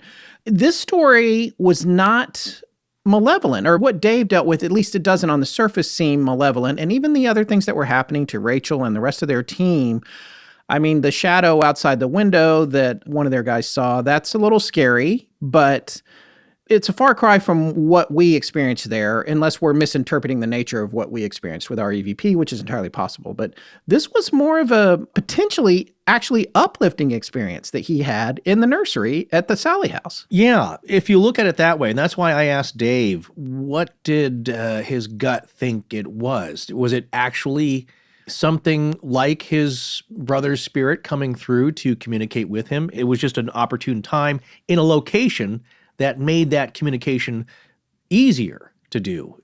And the fact that somehow on the other side, people are able to visit you. It's not easy. It may take a lot of energy, but it can happen in certain locations more often than others. Is that what was happening? Or was it something that just knew of his brother, or was maybe trying to mimic it, or for some reason had knowledge, which is also another scary proposition, is that how does it know if it isn't his brother? Yeah, and that's interesting to me, too. He said right there at the beginning, this is one of three things. This is either something pretending, or it actually is him or related to him. And he didn't really have a feeling for it. And of course, when you're in this position, I think him or anyone else is going to want to believe, because if you're possibly communicating with a departed loved one, of course, who doesn't want the chance to do that? And I don't know what to believe. It seemed pretty genuine to me when you watch the video and when you hear the audio. You can't really think of a reason that it wouldn't be. And then you get into that whole thing where it's like, well, there's this omniscient type of being in the background on the other side, and it's sending the information through, not necessarily out of malevolence, but maybe it's not the person you think it is, but it knows that that's what you want to hear and it's trying to comfort you. I don't know. That's exactly the point I was just about to make, if you hadn't brought it up, in that, one, it's just what we talked about in the Casey series, some kind of Akashic record, some book of life, some record that anything that has ever happened or will or is happening is all accessible in a giant universal hard drive, that if you know how to access it, all the information's there. And it's not totally accessible. And we saw that with Casey himself. Sometimes he said, well, I don't have that information here. Sorry, next question. Or we're done for today. Ask me tomorrow, like some kind of magic 8-ball. But what's interesting here that you just brought up is a couple of cases that we've heard before. We've certainly had emails come into us relaying something similar. But there's two major stories that remind me exactly of what you just said, and that there is something on the other side, I believe, that wants to comfort you and tries to, that there's something there. And I don't know if it's that emotional energy, which is really strong, or out of some misguided attempt at comfort and easing of pain. But it's one story, I believe, that appears in the documentary The Nightmare. Remember that one? Yeah. I think that's where I heard it. If not, it's Jeremy Harold's Campfire. It's one of the two places. But a woman whose mother had passed recently, I think within a few months, and she was, of course, just heartbroken and devastated and was really torn up about it, one night feels someone crawl into bed with her. And she is laying on her side away from this action that's happening. And she just knows two things. One, that it is something like her mother. The smell, the feeling, everything about it, just the sensation that her mother's climbing into bed with her to comfort her. And the second thing she knows deep down, 100%, is that this is not my mother. Right. That something is trying to comfort me. And she's not totally terrified and freaked out. She's a little freaked out because she's realizing that something has just crawled into bed with me to soothe me, but there shouldn't be anything there. And is trying to pretend to be my mother. Well, and that comes around to something that I'm glad you brought that up, because that comes around to something that I forgot. And, and it's not something that I want to posit or necessarily put into your head, Dave, because I know you're going to hear this show when this comes out, and you didn't hear this when we talked on the phone the other day, but there is that idea, and I think that goes a little bit too, and I still haven't finished it. I've started it 4 different times, and Rich Adams is going to get mad at me, the hungry ghost. But there's that idea, I think, maybe in that book, and maybe not, but something we've come across in other places of whatever is over there needing to feed off the love and positive energy of the living. And there's this idea that I've seen in some of our research and the work that we've done that suggests that maybe this thing is trying to comfort you because that feeling that you give out, it feeds them in a way that they can't get from where they are.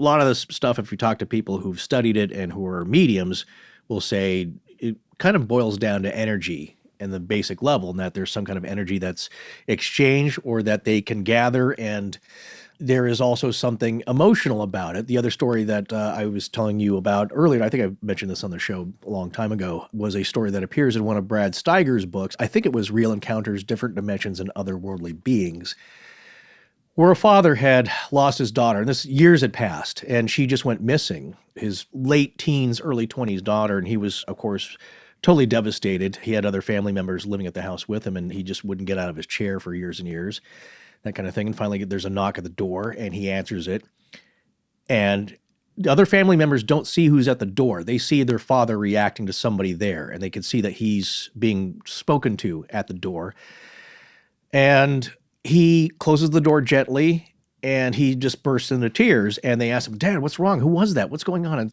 it was the daughter. She had returned after missing for like 5 or 6 years, after no clue had been found of her. And he closed the door and he started crying because he knew that wasn't his daughter. And he wasn't, a guy who was a ghost hunter, and so he's knowledgeable at all of this stuff. He just knew deep down, I so desperately want to see my daughter, but that's not her.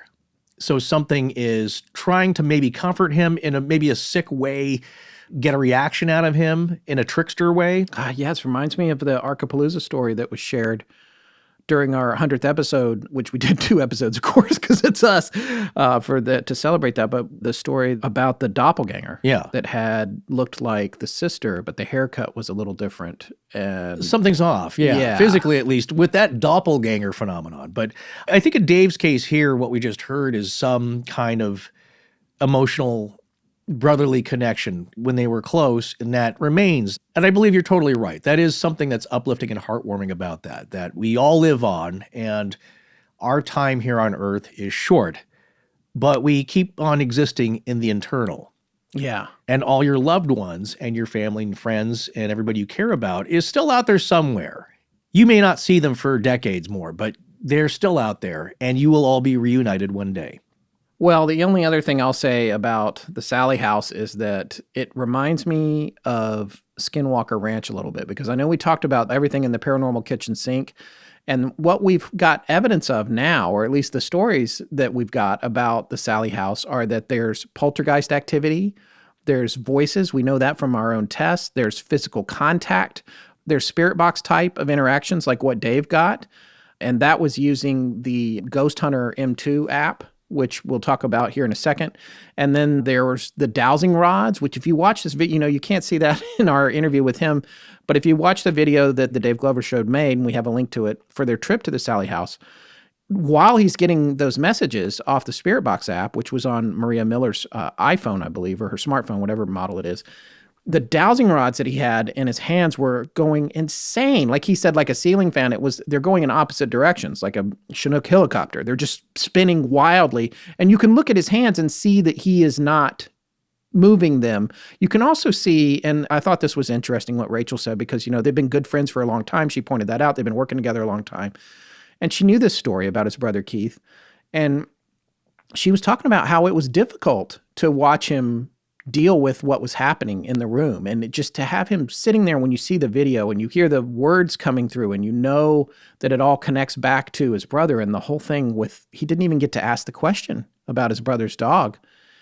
And the answer came, and you can see on his face where he's at. And it's very intense, and it's a very personal experience. And again, I thank him for coming on here to talk about it. And I think it's very courageous to not just to talk about it here, but to make a video about it and to continue to talk about it on and on, because that's obviously, it's a sensitive thing. So, and that house, I don't know. It's kind of like Connor J. Randall said when he was on talking about the Estes method, and specifically Stanley Park. It's like, you've got to be ready for what's going to happen. But on the other hand, that place in some way seems like it doesn't care whether you're ready.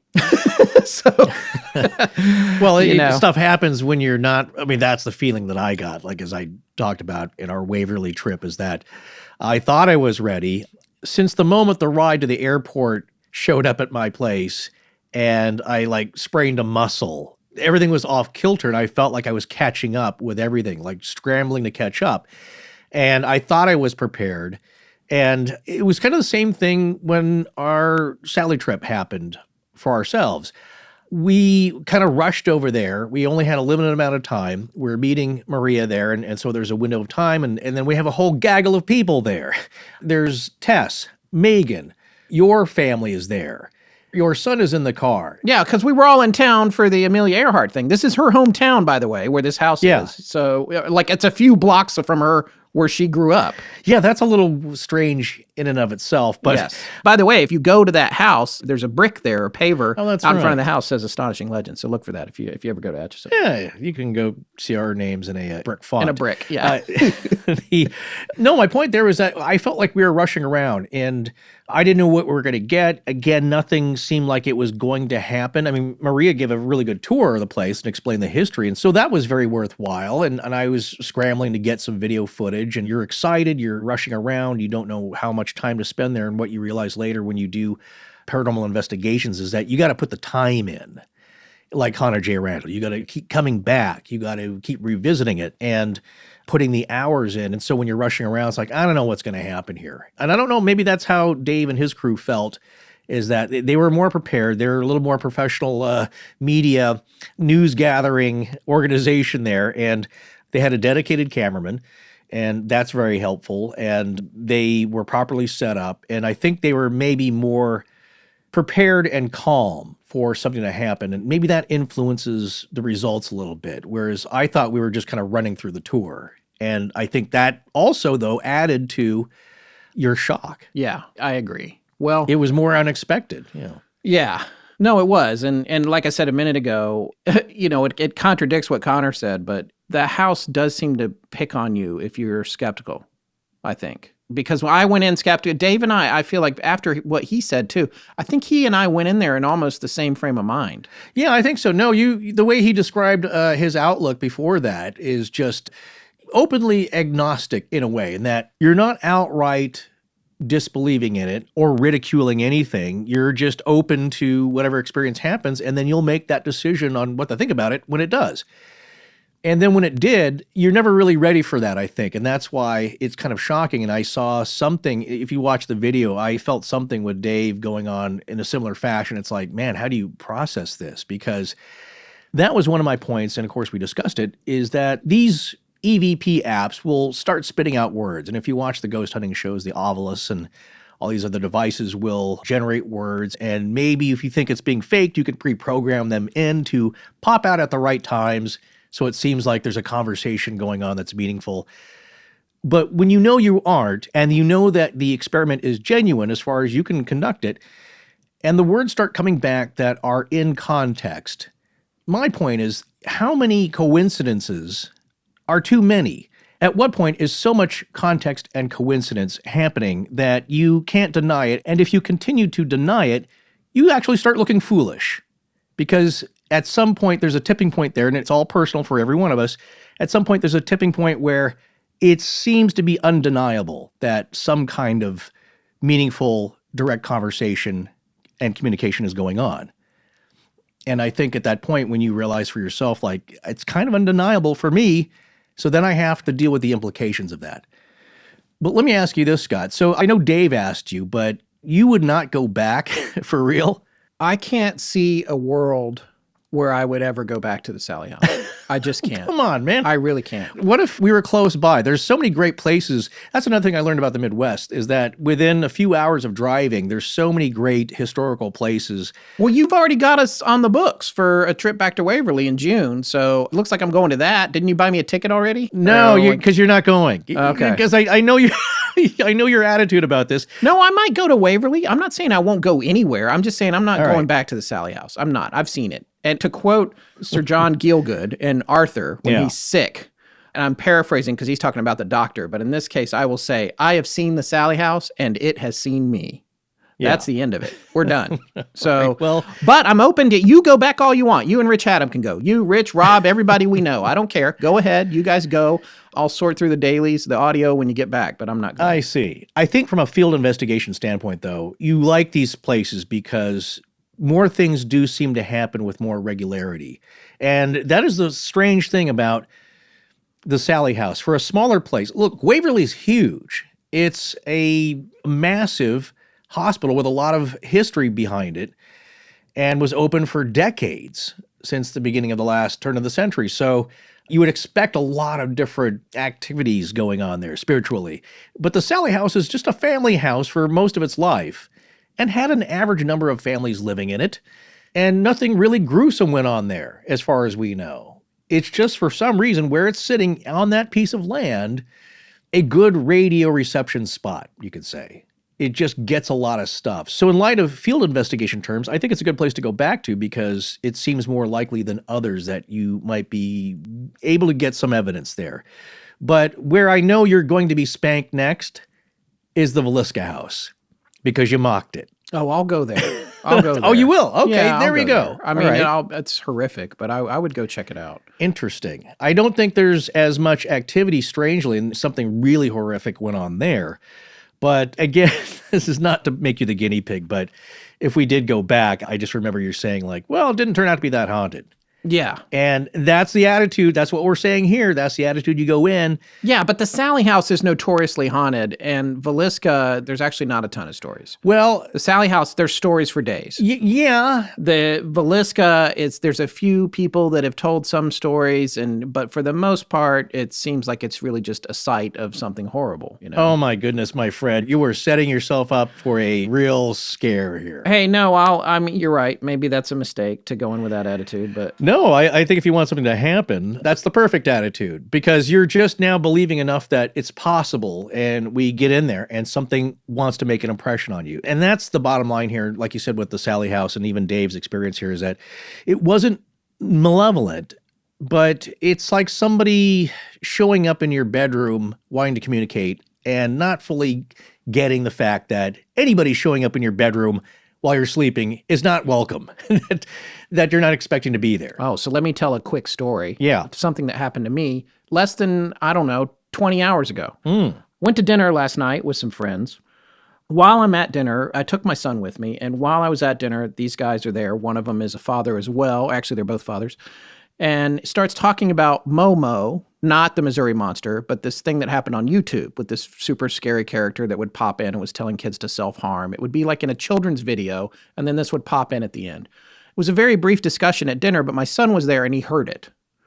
And he got a little freaked out about it, or it didn't seem like he did while we were at dinner, but then we came home and we went to bed and he went up to his room or whatever. And he did say, oh, Dad, I'm a little freaked out. I'm like, don't worry about it. It's nothing. He hadn't even seen one of the videos, according to him anyway. And so we go to bed and then I'm sleeping and about 2:30 in the morning, I woke with a start to a small 4-foot 8-inch dark shadow standing in my room at the end of the bed.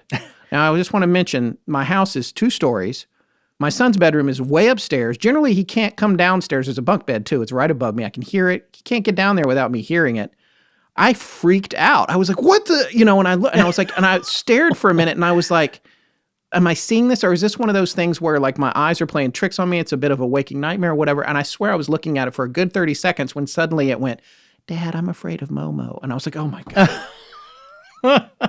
I was like, get in bed. And he climbed into bed with me. My wife's out of town. So he climbed into bed and went to sleep. And I was like, I was kind of mad because I was like, don't creep around at the end of the bed at 2:30 in the morning. What are you doing? No, do you know what I do for a living? Yeah, no, he doesn't really and shouldn't. But what's funny is that, you're a kid, you don't know how to approach this. Like, do I shout? What's the best way to get Dad's attention here? Yeah. It's going to be creepier if I just crawl into bed. I should really announce myself. So I'll just stand here until he maybe wakes up and notices me. Wakes up and sees a dark shadow. Because that's the other thing. Like, I've got my night vision is slipping a little bit. It works great, but it takes a long time to transition. It used to be like instant, but now it's like...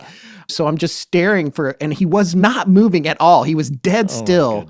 And I was just like, is that a person? And also the small height. I was like, okay, where's Whitley Strieber? Wait a second, though. He made no noise. You just happened to wake up. Nothing. You sensed a presence there. Well, I mean, maybe he made a noise that woke me, but I don't have a memory of it. I just woke. Yeah, I sensed something. Right. And popped up and looked down at the foot of the bed and saw this thing standing.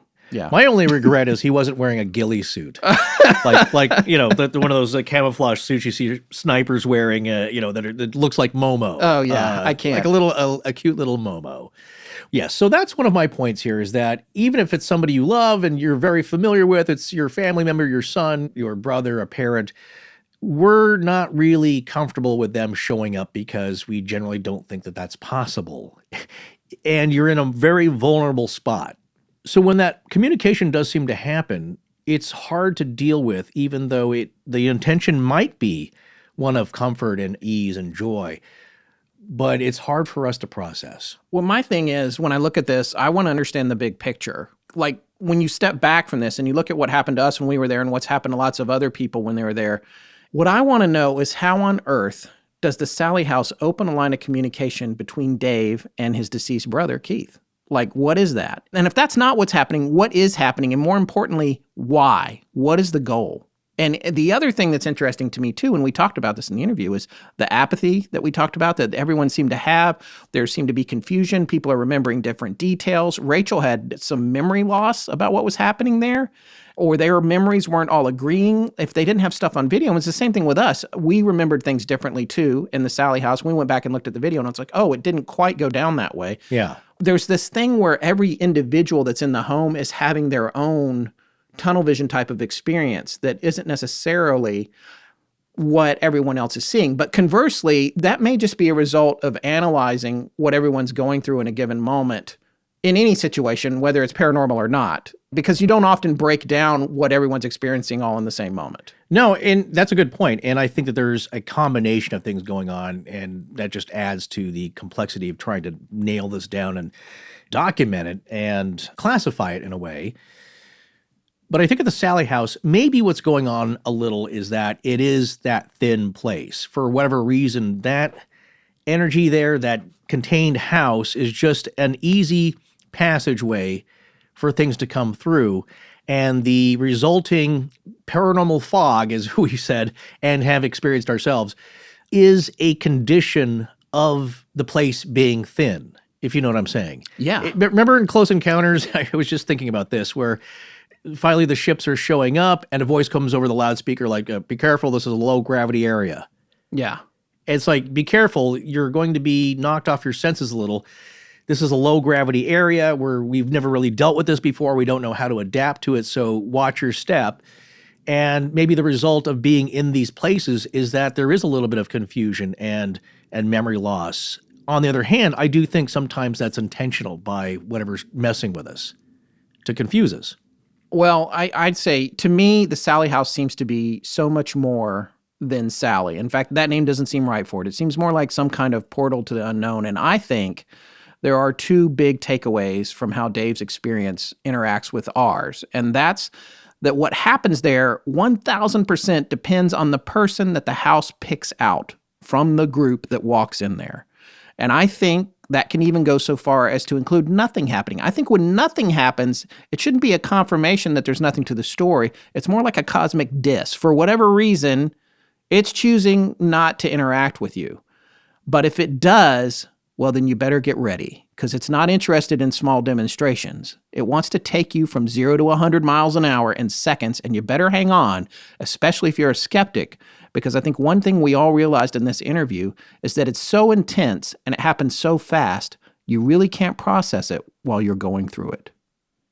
Well, guys, that brings us to the end of the show. We did get that clip of what Rachel heard on the stairs in the Sallie House. She was upstairs in the nursery when this happened, and this clip just, I don't know, it gave me chills as well, along with everything else that happened to both of these guys while they were there and the rest of their team.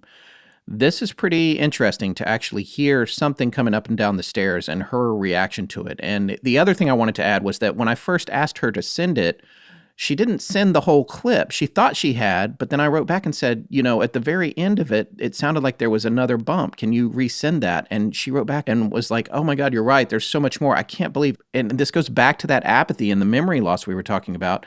She's like, I forgot how much happened and I didn't really realize it until just now. So anyway, here is the clip of Rachel in the Sallie House. She's up in the nursery by herself. Everyone else is downstairs, and she hears what she thinks is someone coming up the stairs. And we're going to go out on that tonight. This is the room we were in earlier, and we were having all of that activity with Dave's brother, or what we think could be Dave's brother.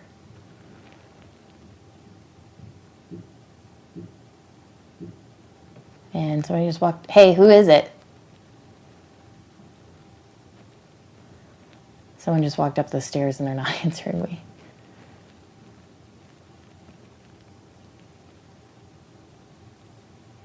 Guys.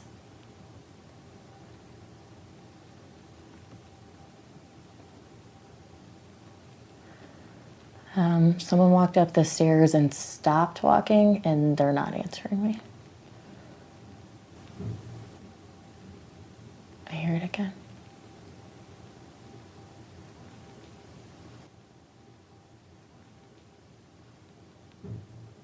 And I hear like doors opening and shutting.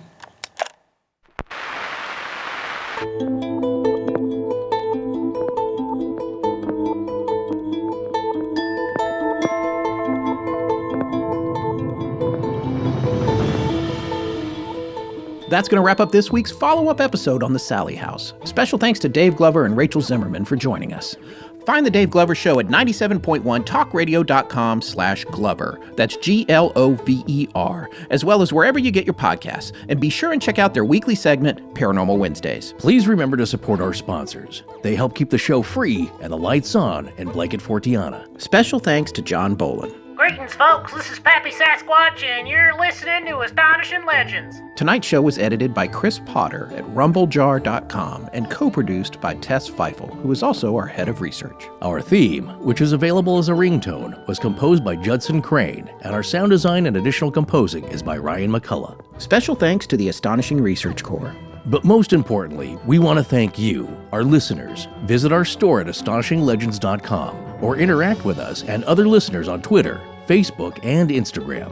You can also support the show at patreon.com/astonishinglegends, where patrons have access to additional bonus content. No part of this show may be reproduced anywhere without permission.